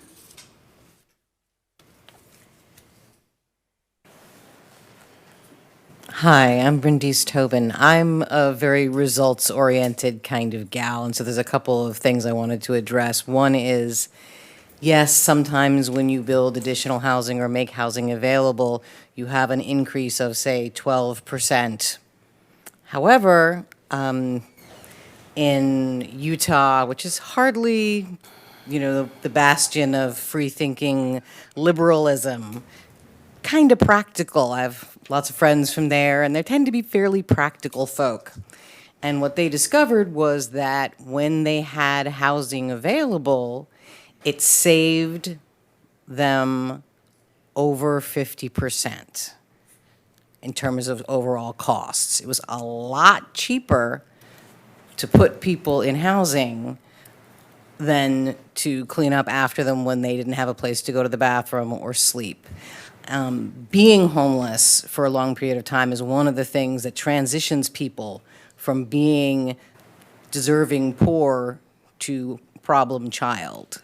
The difficulties involved in being homeless can often make that change. I think the low barrier shelter is a brilliant and necessary and desperately needed thing. I think access to the bathroom is absolutely critical. And if you really want to make things better, there has to be affordable housing, or you're going to end up like San Francisco, where people make $56,000 a year and sleep in their cars. Thank you. The cameraman, and then Ruby Thomas. Oops. It's reset. Okay, perfect. First off, I'd just like to say, let's try and get a little bit more on the time management next time. I think we should all have 3 minutes up here and not 2 or 1.5, but I noticed some people went way over the time before we started getting concerned about the time, so let's just keep those people accountable. Regarding the homeless, campgrounds, that's a great idea, but I've come from Orange County where that's been going on I've heard that for 5 years, and we got a thing there called "Not in My Backyards," and that's a term we call NIMBYs. That stands for Not in My Backyard. The majority of people don't want campgrounds because they're going to think, oh, well, that's going to allow everybody just have a place to conduct their illegal operations from and have a place to legally stay and do it. As far as the mayor's comments regarding the individual trying to kick dope, could you please clarify if you meant dope as in referring to marijuana or referring to heroin? Because I did hear your comment about how the gentleman was complaining that they won't let him get high at his house. Well, maybe this is a crazy idea, but if he tries to find a way to make his own money and save up some money, he can get a house to get high in himself because marijuana is legal, and if he's getting that type of high, and well, there's a solution to solve his problems. But if he's living in someone else's house, well, then he has to follow the rules. Thank you. To answer your question, sir, it was a variety. It was heroin, meth, and alcohol. Ruby Thomas, and then Blue Petite. Microphone. It's on. It's on now. Glad to be before you this afternoon, and it was a little tedious to be here at this time of the day, but some of the issues that I've heard, I'm thinking, I'm glad to hear some of your hard luck stories, but some of these stories were created here. In comparison, other cities to Oroville, you need to know what Oroville's doing before you go out and research other cities. And I know that it takes money to hire a researcher to do all this type of legitimate exercise and getting nothing done, but then you need to find out who is in your city, what is needed in your city, instead of comparing with San Jose, San Francisco, Los Angeles, and find out the needs here in Butte County of your people. One is parks. We need parks. But you took them out of communities that bound people together. Kids can't play together. They go to different schools. They can't go to the park and play. But at MLK Park, those people watch that park. They clean those bathrooms. People don't come out there. The grass was wet and muddy on many occasions I've been out there because they chose to water it before the people started to come. But they go out there and they protect their kids. Dope being shot in the bathrooms, they run them off. Those people are in control of their own park in that area. Some of this has actually been somewhat of a sideshow for me. I'm sorry, ma'am. Your time's up.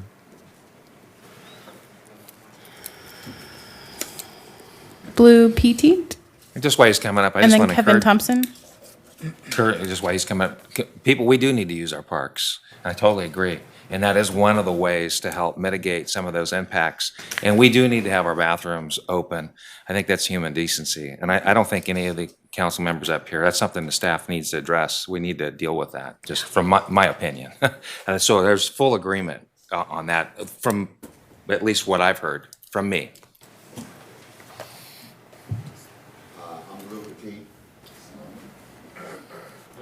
You're okay. I'm Blue Petite, and I know some of the council members around and staff, and I'm a part of the NAACP. Plus, I'm a Vietnam veteran, 100%. And some of the things that I do look at is the parts on veterans that I live right across the street from the park, the one that she was Rotary Park. And yes, on those back, I've constantly seen that these people, they do come there. But if they use the bathroom, they immediately goes. You can come to that park at any time. There's no homeless sitting around at that park. I know because I live right across the street. Now, some things have been redirected on how this park right here it's nice. The kids come there every day.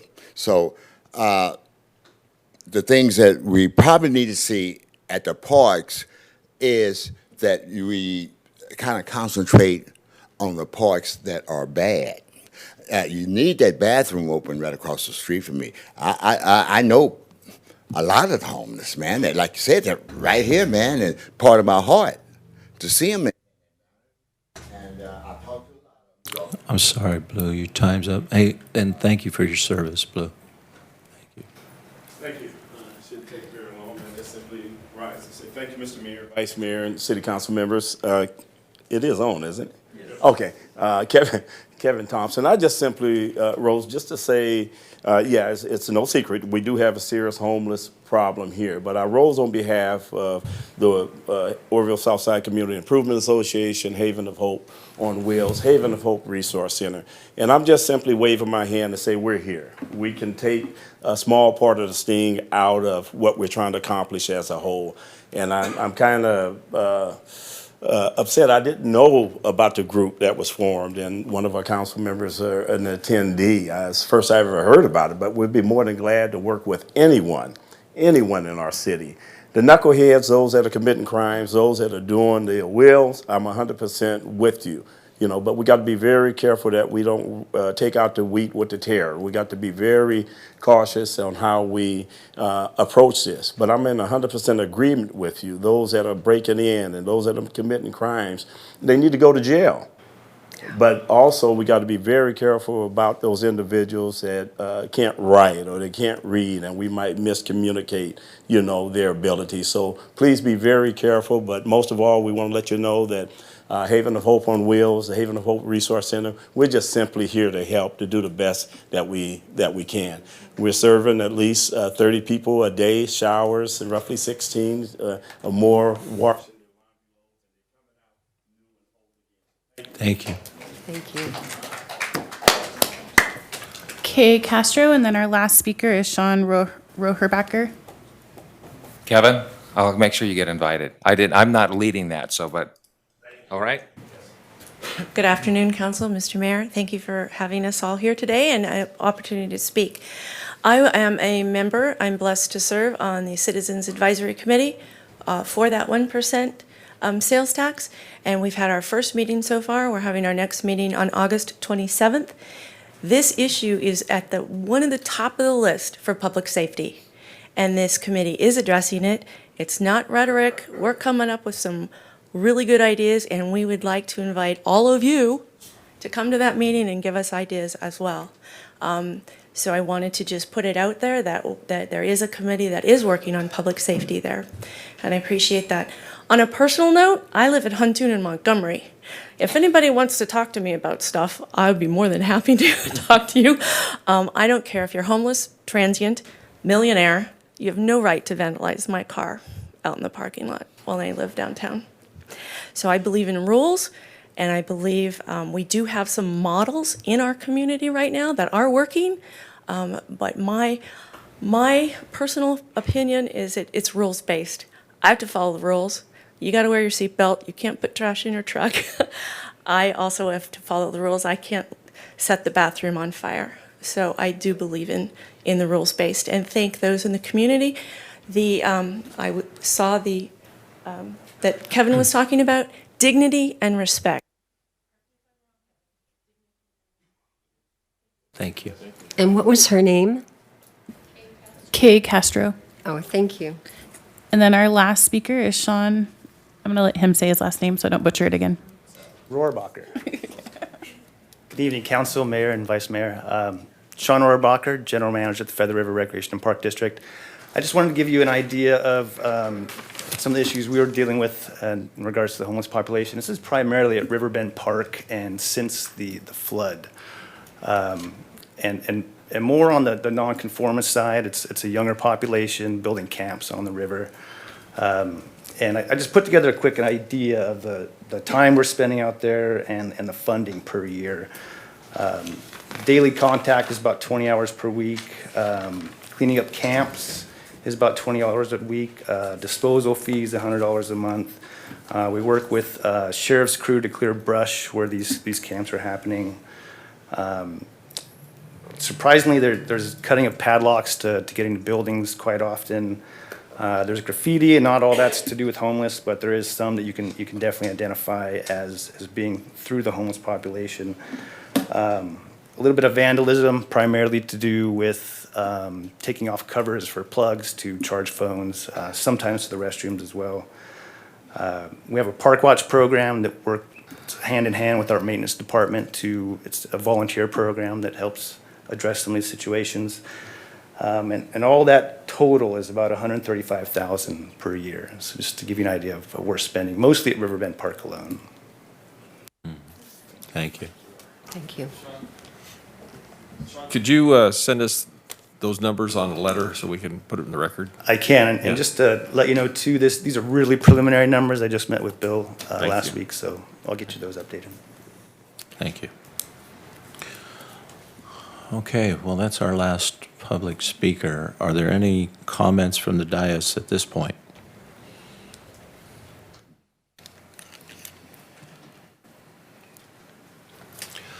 I think I'd just like to... Councilmember Pittman. Thank you.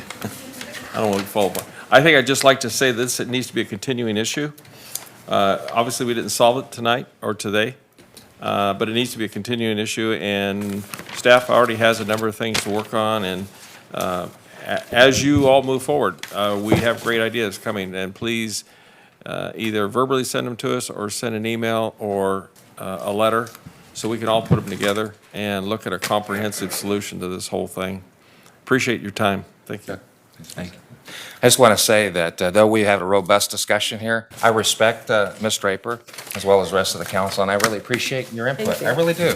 No, honestly, and it's important that we bring different ideas to the table and we can sort those out and work them together. But I don't want it because sometimes we present from different perspectives that somehow that we're opposed to one another in a negative way, and I think that would be counterproductive because we want to move forward. I want to work with Kevin, and I want to work with anyone that can bring good solid answers. And I appreciate what they do with a Haven of Hope on Wheels. And so anyway, I just want to kind of lay that though we're vigorous, we have our opinions, right? But we're going to work this out, and we're going to do what's best for our community. And to that, I think all of us are in 100% agreement. So thank you. Thank you.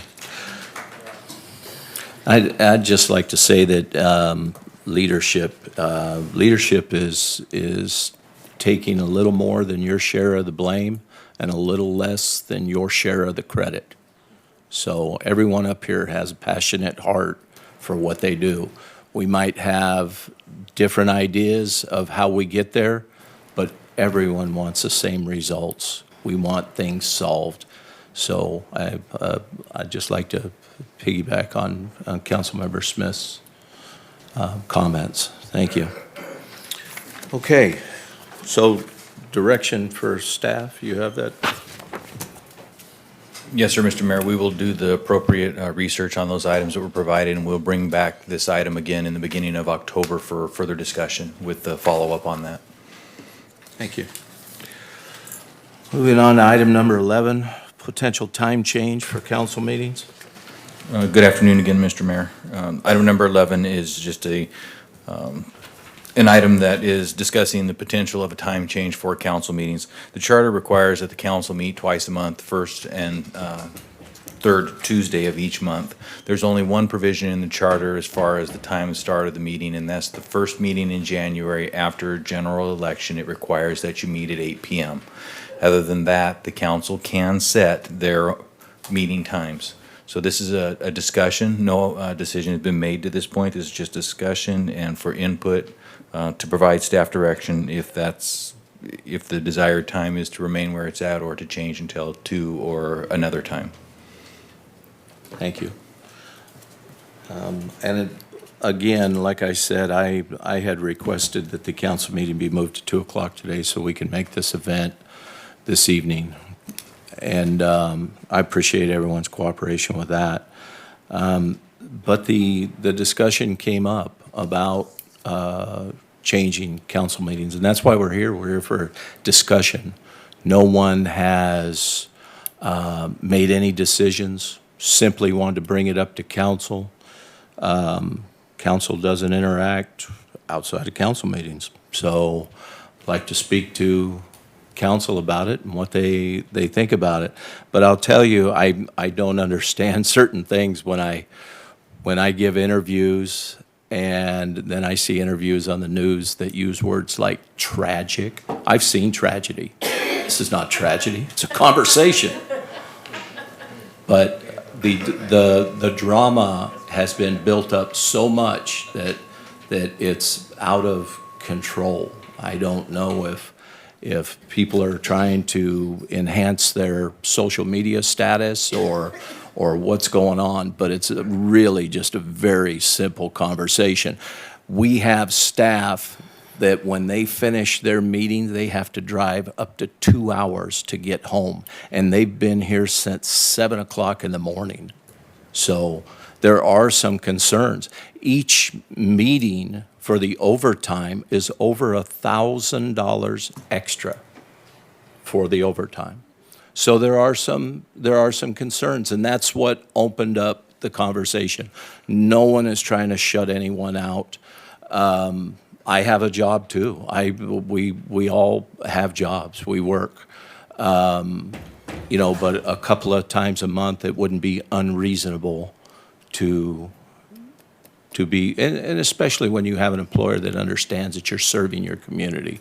It's not unreasonable to think that that would be out of line. So that's why we opened up the conversation, or I opened up the conversation. It was me. There was no, I seen everybody and their brother accused on social media. It was me. I'll raise my hand. Simple conversation. This is how we put things on the table. This is how we put light on it. And thinking of staff, thinking of costs, just a lot of things. There's an argument for both ways. There's a lot of people that say, well, I can't get off work to attend the meeting, citizens. Well, there's been a lot of people for a long time who haven't been able to attend the meeting, who work the night shift. There's a lot of people at that cannery. There's a lot of people at those casinos. There's a lot of people that work third watch, and they can't be here because of that time. So just keeping everyone in consideration. It's not the end of the world. The spillway's fine. So anyway, with that, I would like to open it up for conversation to this dais, and it looks like Councilmember Goodson's in the queue. Thank you. When this came across my radar, I had a good many constituents contact me, and that's what they do. That's what the public does. They weigh in, and as their one of their representatives, they are expecting you to listen, to validate their concerns. So I just jotted down 2 or 3 bullet points that were very high profile in regards to and arguments against. Oroville is comprised of approximately 38% of the constituent base that lives below the poverty level, many of which work 2 to 3 jobs just to survive. That's not to thrive, but to survive. The average working day ends at approximately 5 p.m. So when you're looking at a time change that conflicts with the standard times that a business is open, you are sabotaging the ability of the average working class citizen to be able to attend a city council meeting prior to the 5 o'clock, 5:30, 6 o'clock hour. With that being said, there was a gentleman that mentioned we as the working class citizens are taxpayers. We are the ones that greatly affect the maintenance and the sustainability of the city budget and of our departments of operation. The second point was several that approached me in regards to when a person feels that they can be a representative in a public forum as and be a representative on local government, that their ability to serve and to run as a candidate, they felt that their ability was stifled because of the 2 o'clock hour. So when you take into consideration these reservations, the bottom line is who actually has the ability to attend these meetings and at that time change. And I would venture to say that that would be those that are retired and those that are business owners. So I just want people to, I'm just trying to give a broad view of some of the concerns. And I just believe that people should have the opportunity to attend council meetings at a reasonable, at an appropriate time that can accommodate all, so that all of our constituents can be involved in the local government decision-making process. Thank you. I appreciate your comments. Those comments are, to me, are based on thinking that everyone works from 9 to 5. And we don't have that. We have quite a few people that I think there's, what is there, 1,500 people that work at that cannery? I would say a third of them are working third watch. So anyway, I think there's conversation to be said for both sides. It really doesn't matter to me. My schedule is pretty good, but thinking of employees and costs, there are reasons why the conversation came up. So we have Councilmember, and I would like to comment. This is one of the fullest audiences I've seen in a long time at 2 o'clock. It's not. So, Councilmember Draper? Okay, just a quick question from either City Administrator Legron or Ruth. It's been said here that the overtime costs are $1,000 a month. Now, it was my understanding that, you folks were on a salaried position. Do you folks get overtime when you're here after 5? I'll allow Ruth to address that. Okay.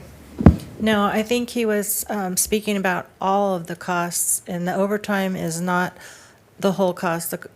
The major portion of the cost is our consultants. Okay. So we pay them hourly, and they're staying after 5, and so. And the city attorney is the one that I would commutes to consider Roseville him, and up here. and I'm not sure who they were talking about, but the city attorney is a consultant. We have- Right. yeah. Okay, we're paying the city attorney $360,000 a year, the last I checked. And then he gets overtime, of course, right? We're billed by the hour. By the hour. It Okay. never goes into overtime. It's Well, just one way to hourly. save money would be to get a local city attorney and say, we can't afford this. Councilmember Draper, I would like to clarify that we do not get $360,000. Litigation. Order, please. Well, it was on the budget last year that it was $360,000, so that's where I got it. I think the But- confusion, Councilperson Draper, is that there is advice council and there's litigation. It's two different things. When you combine the two together, it comes to somewhere around that area. But our Okay. advice council isn't near that. So it's clear, we would serve the same amount of hours whether you convene at 2 or you convene at 6. Okay, so it would I be don't- the same. I don't think there's any I would not look at the city attorney budget as a driver of this change, because I don't think, we will continue to do the same amount of work. Mm-hmm. And whether we're driving here earlier today, as I did, or whether we're leaving at 6 or 7 whenever we get out of here tonight, or whether we're leaving It's at the 10 or same. 11, it's the same. So Well, that's what I was trying to figure out, how much of this $1,000 a meeting, would be from the city attorney. I But don't- apparently it's the consultants. How many consultants do we have that come? The engineering one and, We have engineering, we have community development. okay. We also have Mr. Lando. I'm trying to think of the others. That's the ones I can think of off the top of my head because they're in front of me. We have Okay. our planner, our contract planner is also Okay, here. all right, well, thank you. I appreciate that. Councilmember Smith. I'm frequently accused of being too transparent. I don't know if that's possible, but I want to bring you into my kitchen. Well, just for a moment. My wife and I, we were having this conversation around the kitchen table. And I thought I was real clever. I articulated exactly, just almost word for word, what our mayor articulated. And Mr. Mayor, I love you, but I love my wife more. Now, she works for Laura Wyandotte in special ed. And she says it's just public perception and access, and that folks want to feel like they have accessibility to the council and opportunity. So whether or not, we have some businesses in our 24-hour work cycles, I get that. Some, as I articulated, would have access and others wouldn't. It's kind of a trade-off. But she didn't buy that. I tried real hard. And so she follows social media. She helps me greatly with that. And so the sentiment is it's about, well, what's the cost for the folks to feel like they have access? And so my pitch on this is, if there's more of our constituents that feel they have access at a later hour, then I'm all for that. I wouldn't want to change anything, or to look into perhaps moving it up an hour. Would that help with some of the OT? I love my wife, and I respect greatly her intuition and her opinion on this. And so she was with y'all. So that's enough of my kitchen. Thank you. Assuming that they're all agreeing with that. Wow. Again, like this you is just a conversation. Nobody has made any decisions. So, Councilmember Pittman. Yeah, thanks for the conversation. I think it's an interesting idea. I've sat here in this room until the next morning many times. You start on Tuesday, when you go home at 2 o'clock in the morning on Wednesday. I'm going to say that doesn't make for good decision-making for the business of the city. I think if I might make a suggestion, I see the economics of it, certainly. Plus the just manpower effectiveness and efficiency, because when you have staff here all day long preparing, and then they got to spend another 6 to 7 hours here in the evening, that just draws them down, because they then become sleep bankrupt. And when you're sleep bankrupt, the next day becomes not a great day.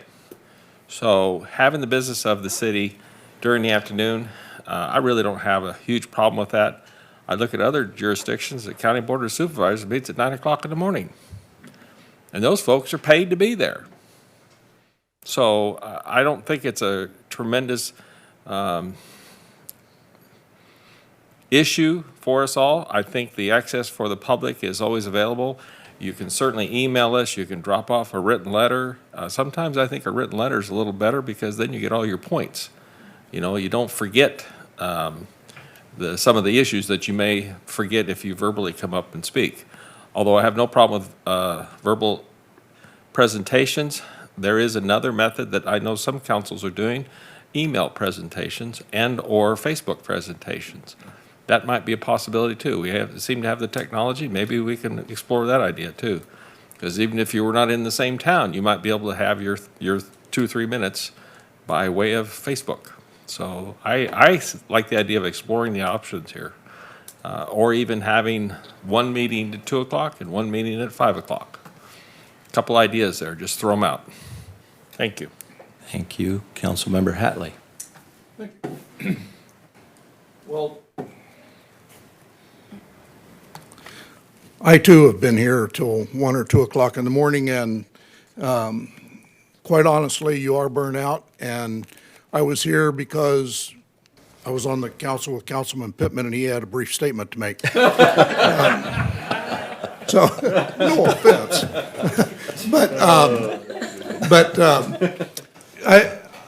For me, the 2 o'clock works great for me, because I'm retired and I can come and go, and I answer to one person and one person only. And I've been answering to her for 51 years.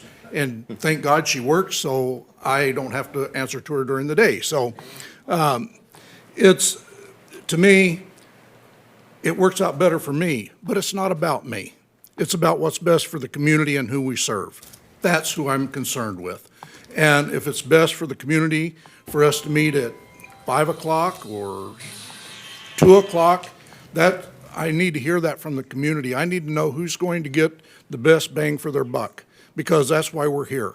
We're here to serve you, not to serve ourselves.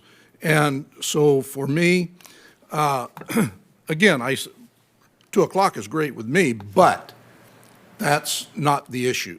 The issue is what's best for the people, and that's where I'll go every single time. And as far as for staff, if staff is here and they're hourly and they don't have something on the agenda, I'm not real sure why they're here. I wouldn't be here if I was staff and I was hourly and I didn't have something that I had to present, you wouldn't see me here. So to me, to say that it's $1,000 guaranteed every week or 2 weeks or month or whatever it is, well, okay, you can tell me that, but I'm not so sure I'm buying all that. But the thing is, again, I want to know and do what's best for this community and where we can serve you, the people that elected us to serve you, the best. Thank you. I think there's comments here that like I'm advocating for this. I simply brought up the idea. It's an idea, and I'm simply giving you facts. I have no dog in this fight. 2 o'clock is actually pretty inconvenient for me, but it doesn't matter. I can be here at 2, but it is in the middle of my workday. But I don't always have to be at work, so it doesn't. It's not a this side and that side. It's a simple conversation of how we feel about it. And, just out of curiosity from public opinion, before we lose these two ladies, how many of you would be interested in a time change? How many not? Okay. Somebody stack the audience. They're friends of my wife. We have one more speaker, Councilmember Draper.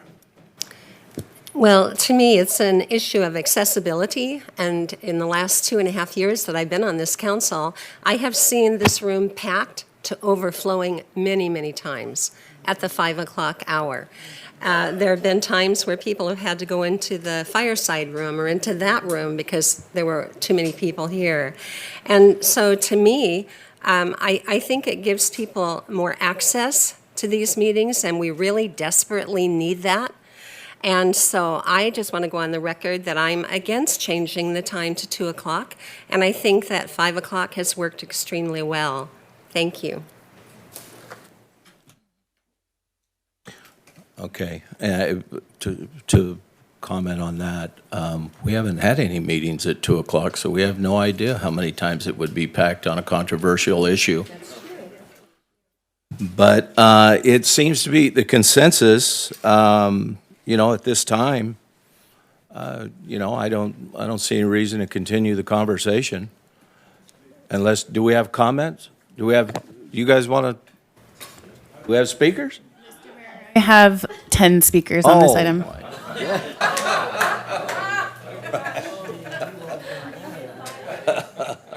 All right, let's have it. Celia Hirschman and then Stephanie Beaver. Okay. So then Stephanie Beaver. Got too late. Don't have 10 then. Okay, so my thing is, why is one set of taxpayers more important than the other set of taxpayers? Everybody works, everybody's just as important, so why can't everyone have access? I mean, do half the meetings, like in the winter, do them in the early time so everybody's not driving in the weather. In the summer, do them in the evening. Compromise. But the first thing I saw on social media was, we should be angry because this is happening. We should be angry. You people should get up and fight for this because your rights are being taken away. I don't see anybody's rights being taken away. I see people should compromise and come together as a community. I'm done. Thank you. We have Sherry Bunker and then Alicia Walker.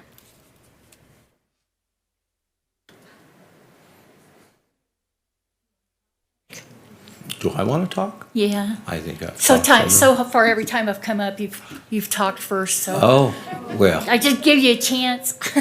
Anyway, my name is Sherry Bunker. One of the reasons it's been stated is that it's overtime.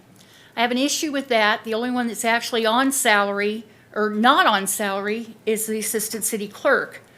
And we changed that several years ago And up until last year, that position was a salaried position, so there was no overtime involved.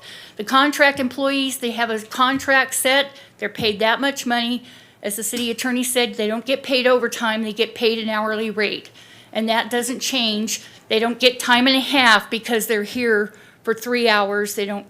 It's an hourly rate or a set rate that they're paid. So they're not $1,000, unless we're paying $1,000 for the assistant city clerk. I find that not quite correct. Thank you. Well, I'm sorry, I was simply going off of our finance experts. But, I'd like to say that some of these contracts are, excuse me, not to exceed numbers, so the hours are billed against the contract price.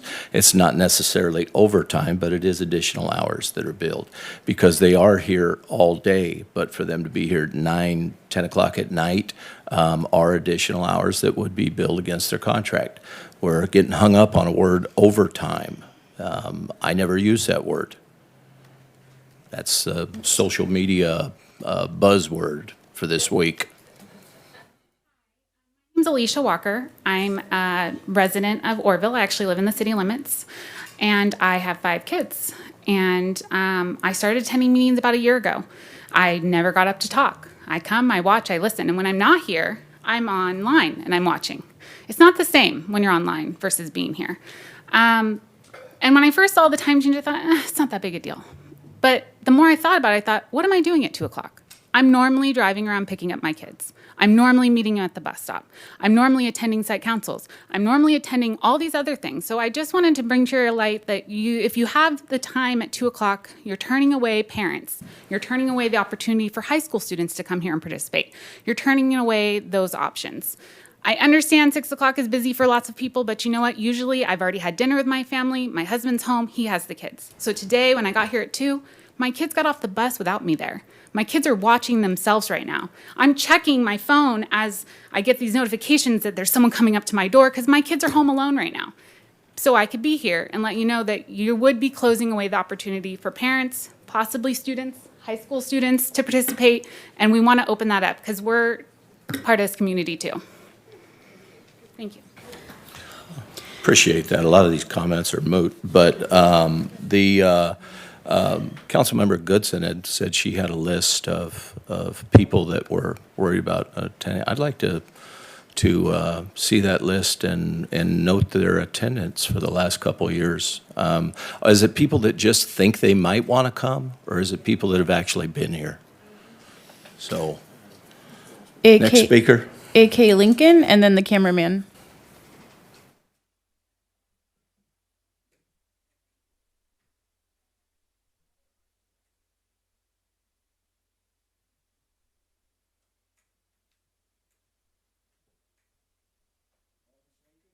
Oroville, Mayor, City Council. I'm against the change of time, especially the overtime. If you're running out of money for overtime, you get rid of Mr. Lando, and then you have a lot of money. Because he's already fulfilled his position, and you paid him, what, $84,000, and you have 2 city administrators facing you. That don't make sense. So you guys got to look at yourself in the mirror and figure it out. Thank you. Appreciate your comments. Mr. Lando, can you tell us how much money that you've secured from the campfire recovery this week?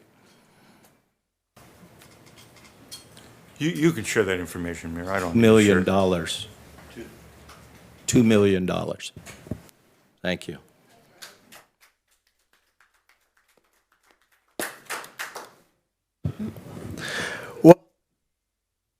Sorry. Okay, there we go. Well, the main reason I heard from the news is why the council time is being changed is because it's a matter of overtime. Now I'm hearing from the mayor itself, he just proposed it because it has to do with attending this Paradise fire event.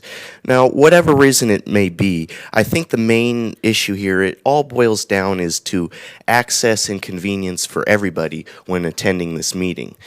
And if we have people that are being paid hourly wages and at certain times that of the day it becomes overtime for them, I think we should change the meeting time to where it's not going to cost them overtime. If it costs, people 2 hours to commute to come here and work every day, well, maybe we should try and be like the Board of Supervisors and have the meetings in the morning. If it takes them 2 hours to get here, and then Mr. Councilmember Pittman commented about being here late at night, and I perfectly understand that. I've been to meetings myself that last 12 o'clock, 1 o'clock in the morning, and you're pretty drained and tired by then, and then the next day you're hungover from it. And when you're tired and drained, that's not the best decision making. And it's actually been proven that people are more alert, intelligent, and better at decision making in the morning time. Now, I did raise my hand, and I'm happy with the 5 o'clock change, but I will also be happy with a time change if it's Thank you.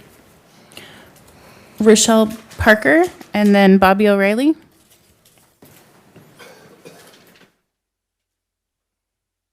Council people, why don't I try the mic?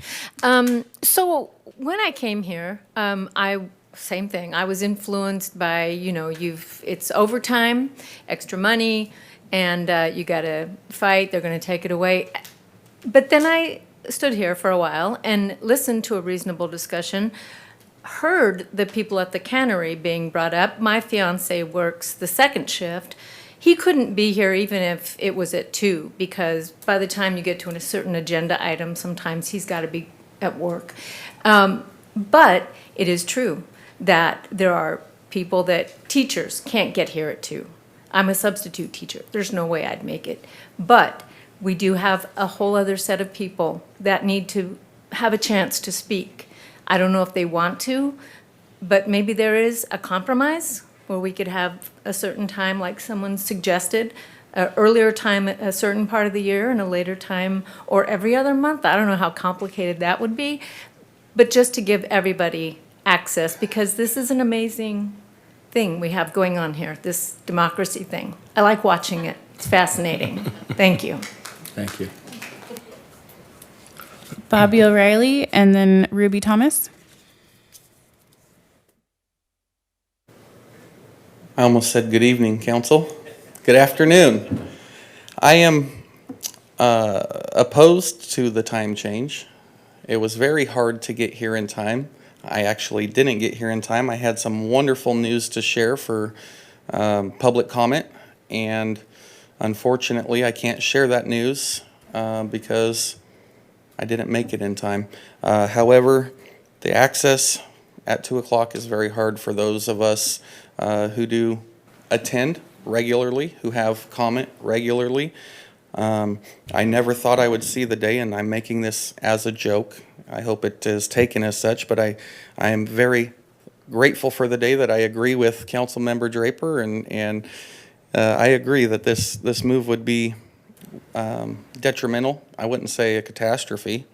We've seen those, but the 2 o'clock move would be fairly bad for those of us who wish to attend, who do have multiple jobs that we work. The good news, September 14th at the Southside Community Resource Center, we will have a recognition ceremony, honor ceremony for 2 Oroville police officers for an event that happened in 2015. The event is shared on Facebook on my pages. If you guys can attend, that would be fantastic.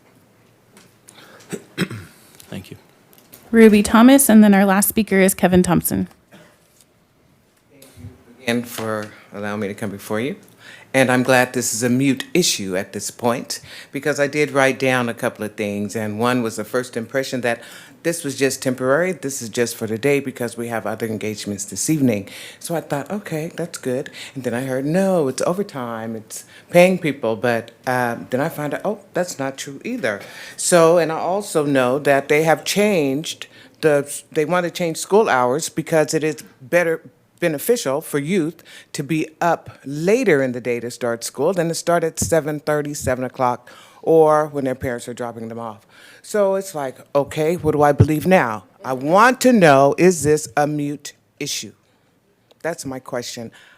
I agree. It was just a conversation, ma'am. It wasn't, yeah. It's not going to go any further. Is that what I'm I would like to hearing? ask you a question. Yes. Are you related to Stacy and Chris? Yes, they're my brothers. I see the face. We all grew up together. No, I'm much older than they are. I could be their mother, but I'm just their sister. I see the face. Thank you. Pull my hair Thank back. you. Don't let it down. Well, thank you again. I promise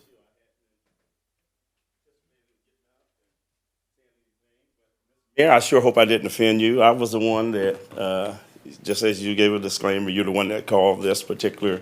I'm the one that mentioned the word tragic, and I'm sorry if I am truly sorry if that bothered. But let me tell you why I felt it would be tragic, and we heard someone touch on it. Is because sometimes I bring 15, 20 children here to a council meeting, depending on what's on the agenda, and to miss you all coming down with acclamations and proclamations for kids, whatever you're going to be presenting. That's the tragic part, that they'll be in school, the kids won't be able to experience that. So no malice, anything. I know that my shoulders are wide and my skin is thick, and I know yours all is too, but I just want to say thank you. You know, if it's going to be an issue with people meeting and getting paid for those hours, maybe if we're looking at, 24 meetings a month, well, 23, if 1 month I think you only meet once, times a year, those individuals can just come in 2 hours later or 3 hours later to accomplish the work that need to be done. So I just want to say thank you for giving me this time and this space, and certainly I just want to let you know that there was no malice or anything intended in that one-word statement. Thank you, sir. Thank you. Is that it? That is the last public speaker card I have. Okay, great. Well, it looks like there are good points on both sides, but you know, at this point, I don't see any reason to pursue the conversation. If we want to open it up at a later date, you know, I would be open to that. But we do have a lot of constituents, and no one reached out to me. No one said, I have to have this, I have to have that. It was just simply an idea of trying to consider everyone in the community. It wasn't to choose one over the other. It was just simply to give a fair access or a fair amount of time is what I was thinking. So I don't see any reason to continue the conversation. Except for Vice Mayor Thompson's. It's not really part of that conversation, just it came up in regards to access, that you reminding those that are in the room and those that are watching online, the email is a great way to reach all of your representatives here. I can tell you personally that whenever I get an email, I read it. And so just as a reminder, if you have something important or not important, if you have something to say to a council member, feel free. All of our emails are freely available on the city website. You can email us your thoughts, and I know personally I will read it. So thank you. And if you want a straight shot right to the truth, by all means, go straight to social media. Get all of your facts there. Okay, well, moving on to reports, discussions, and correspondence. Council announcements and reports? Anyone? I'm in the queue. Oh, Draper. I'll do this real Councilmember quick. Draper. I'll do this real quick. I attended the National Night Out on August 6th, and I was pleased to see 2 new OPD officers who were my former students in my freshman English class many years ago, Officer Sturgeon and Officer Roberts. And it was a wonderful night, and it was great to see all the people show up and the interaction between the local police and with the community. Secondly, I attended the Butte County Homeless Continuum of Care meeting yesterday in Chico. And one of the things Tom Tenorio, the chair, wanted us to emphasize is that the point-in-time survey is simply a 24-hour snapshot.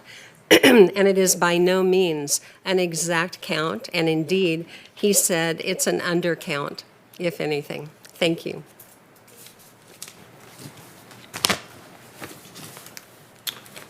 Councilmember Smith.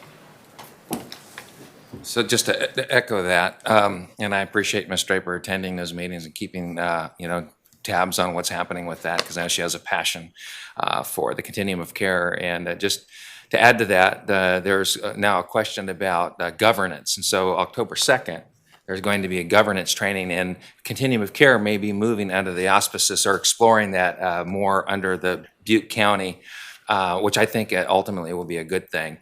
And then additionally, I attended the tourism meeting, and Explore Butte County I just put out this really cool map, and you can get it different places. You can get it next door. I need to make sure the city has some of these. On the back, it has a dining guide and all kinds of fun things. And I just point out this piece because there's more pieces to come from EBC. And when it comes to tourism, because I think that as at least the people I talk to and interact with, when it comes to tourism and recreation, that man, we have the goods here, and so I am really excited about the opportunities that we have as a community that are on the horizon. But this is just a wonderful piece. I encourage you to get a hold of it. And then there's more to come in that respect with tourism in Oroville and all the awesome things that happen here on a regular basis. Thank you. Councilmember Pittman. Yeah, two things to keep on top of, just to let the public know about the Citizens Committee for Safety Oversight of the Oroville Dam has been formed and will be meeting in September. I forgot the date, but just to let you know, we do have two members on that committee, and they'll be dealing with the issues of the oversight of the dam and that, and we'll be happy to bring that. They are going to be meeting here in Oroville with many different members of that. The other thing that I'd just like to mention, and I've heard many people speak to me about it, and I'm not sure that the city can do anything about it, but the fire insurance issue for your own home fire insurances, there are folks in this community that their fire insurance has been canceled because of the what I think is a 1,000-foot rule to wildland fire or whatever. So if that be the case, please let us know. I can't promise we can do anything about it, but I think that as a community, we may have to take some steps to see if we can alleviate that problem. I know our legislators are doing so in Sacramento right now, but the article is 350,000 policies in Northern California were canceled here in the last few months. So I don't want our community to be part of that same discussion. So let us know if that be the case, and so we can keep on top of that issue. Thank you. Thank you. No more comments from the queue. Are you in there? Mm-hmm. Somewhere. Councilmember Goodson. Am I on? Yes. And I attended the National Night Out as well. It was an excellent turnout. The music was very vivacious. To say the least. I was very encouraged by the additional law enforcement, not just the officers, but the MLE program is expanding, and I know that there is ongoing recruitment for the VIPS program as well. Did a great job, Chief Joe Dale. And attended the NAACP meeting last night. There was it seems to be always an increase in the turnout. That meeting is held every third Monday of every month at the Oroville Southside Community Center at 6 o'clock. We had a very interesting keynote speaker by the name of Kathy McKenzie. She has been working with children from, I would say, cradle to career at the Farm Labor Housing Camp in Gridley. She has implemented an educational program that has been very, very successful. A lot of donors over the years continue to pour into that community and into that bilingual community. They were instrumental in implementing the No Child Left Behind. And so there's some really fantastic success stories that have come out of that implementation of the educational program there. And then just as an aside, I still go to Mule Creek State Prison as much as I can with our youth from Youth for Change. And it's a fantastic diversion program. And it is, we have seen our kids, it never fails. They walk away in tears and they say, I'm never coming to this place. So I always look forward to attending and participating every other month. Thank you. Are there any council members that wish to speak? All right, future agenda items? Is there anything that anyone wishes to put on the agenda?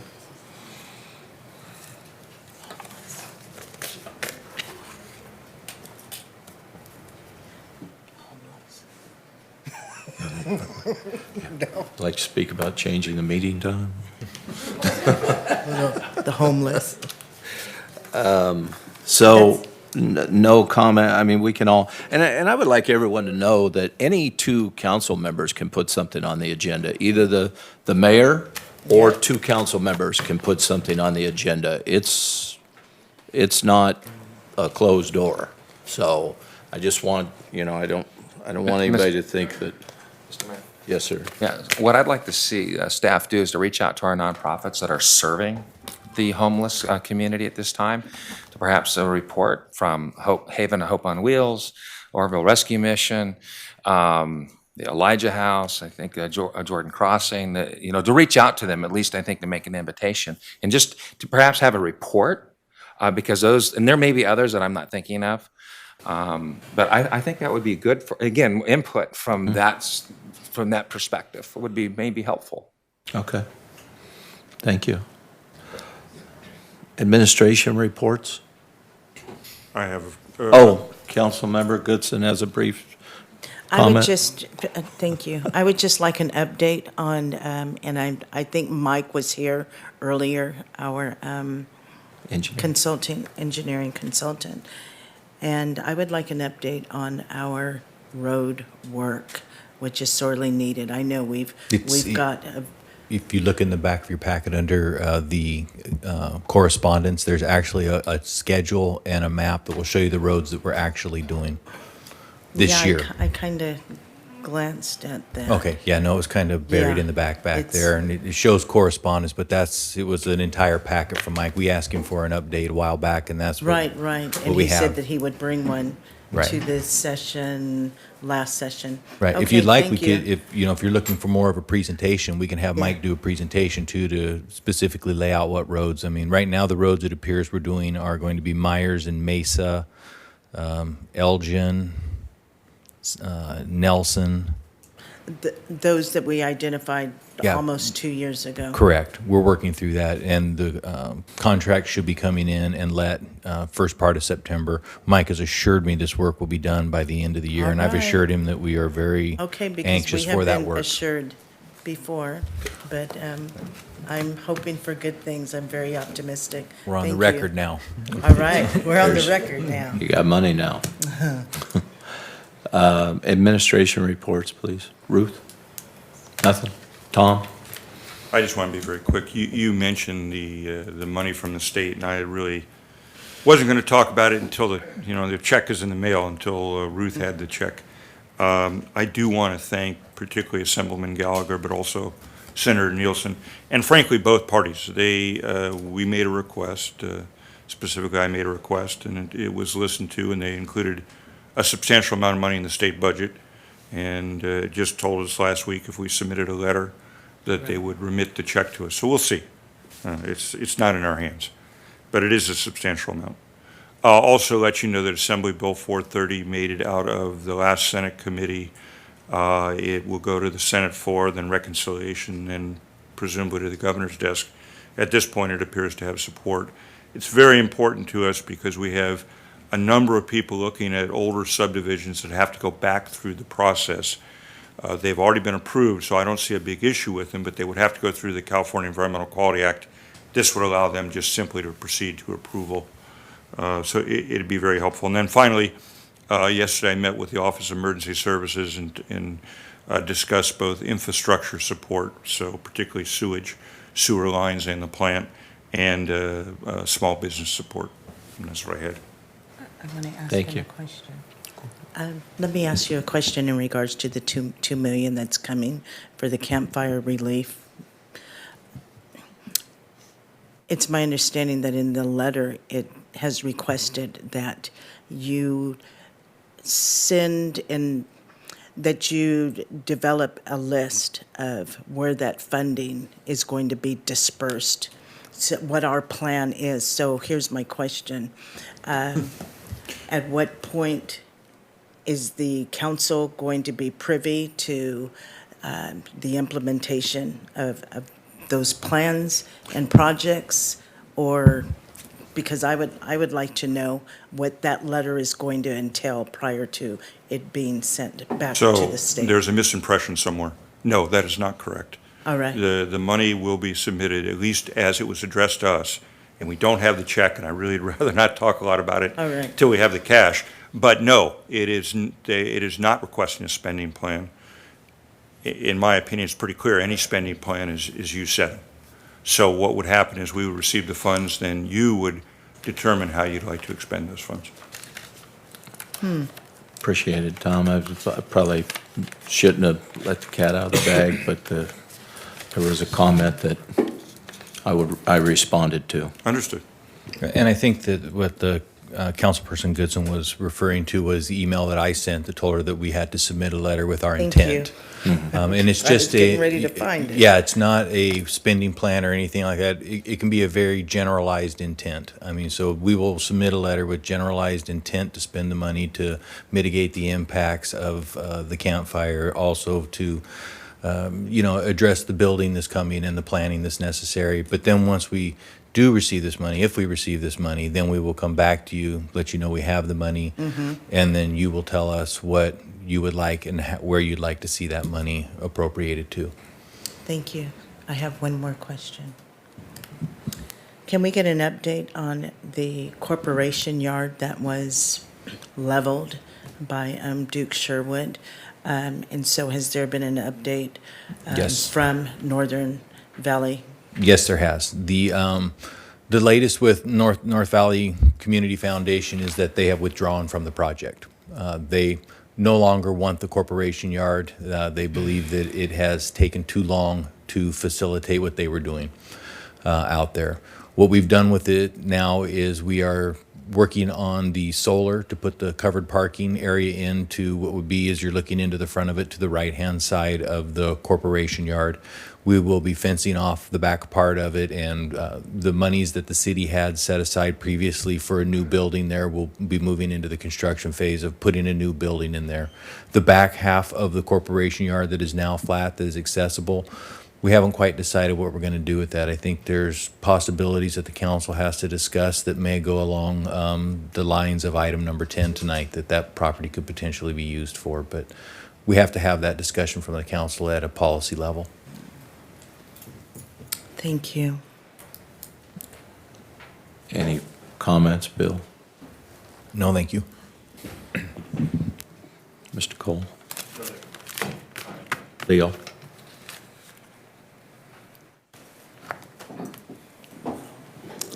Just a couple comments. First off, with regard to the hourly pay and whatnot, we charge a straight hourly rate up to 8 hours. I don't charge you additional time for being here for meetings after hours. Only time, that's if it goes outside days, not here and locally or whatnot. But rest assured, I got here at 7 this morning and be out here, then you got charged for 8 hours. Additionally, with regard to housing, it is interesting, occasionally we get a market rate project that actually falls into affordable housing, which is kind of nice to see. We're working with Vista del Oro, redoing that with Crown Properties. It looks like we're right there about that happening. He has to exercise his due diligence by the end of the month. If that happens, his market rate housing price actually falls into our 80% median for affordable housing. So he's interested. He'll be talking to Amy about how that falls into that. So we might be able to kind of double dip on that one, which is a nice thing to be able to do. Additionally, we're continuing to see more interest in those other older entitled projects that we're able to kind of streamline and get moving forward. And hopefully with AB 430, hopefully it goes all the way through, and that'll actually help with some of the greenfield stuff as well. So, Thank you. Chief? I have a question. You're trying to make me late, aren't you? No. I'm hungry too.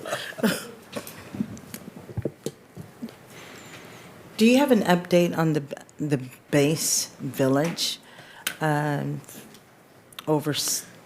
Overseer is Base camp- Ron Reed, the base camp village? Right. Yes, And yeah. so here's my question, because rumor has it that there is a question in regards to collecting approximately $800,000. Leo, if I could answer that. Thank you. The issue with Base Camp Village at this point is that the owner of the property or the builder has not paid his fees to the city. There you go. We are waiting on him to pay his fees. He came to the city, requested a fee waiver. The council denied that. He still has not paid the fees, and he's not going to be connected to the sewer system or utilities until such time as he has paid his bill. So it's in his court. We're waiting on him. Well, thank you. Thank you for that. Okay, if there's no further comments, we're going to adjourn the meeting. Next meeting will be at September 3rd at 2 p.m., 5:30 p.m. I have a question. Yes, I bet you do. Email me.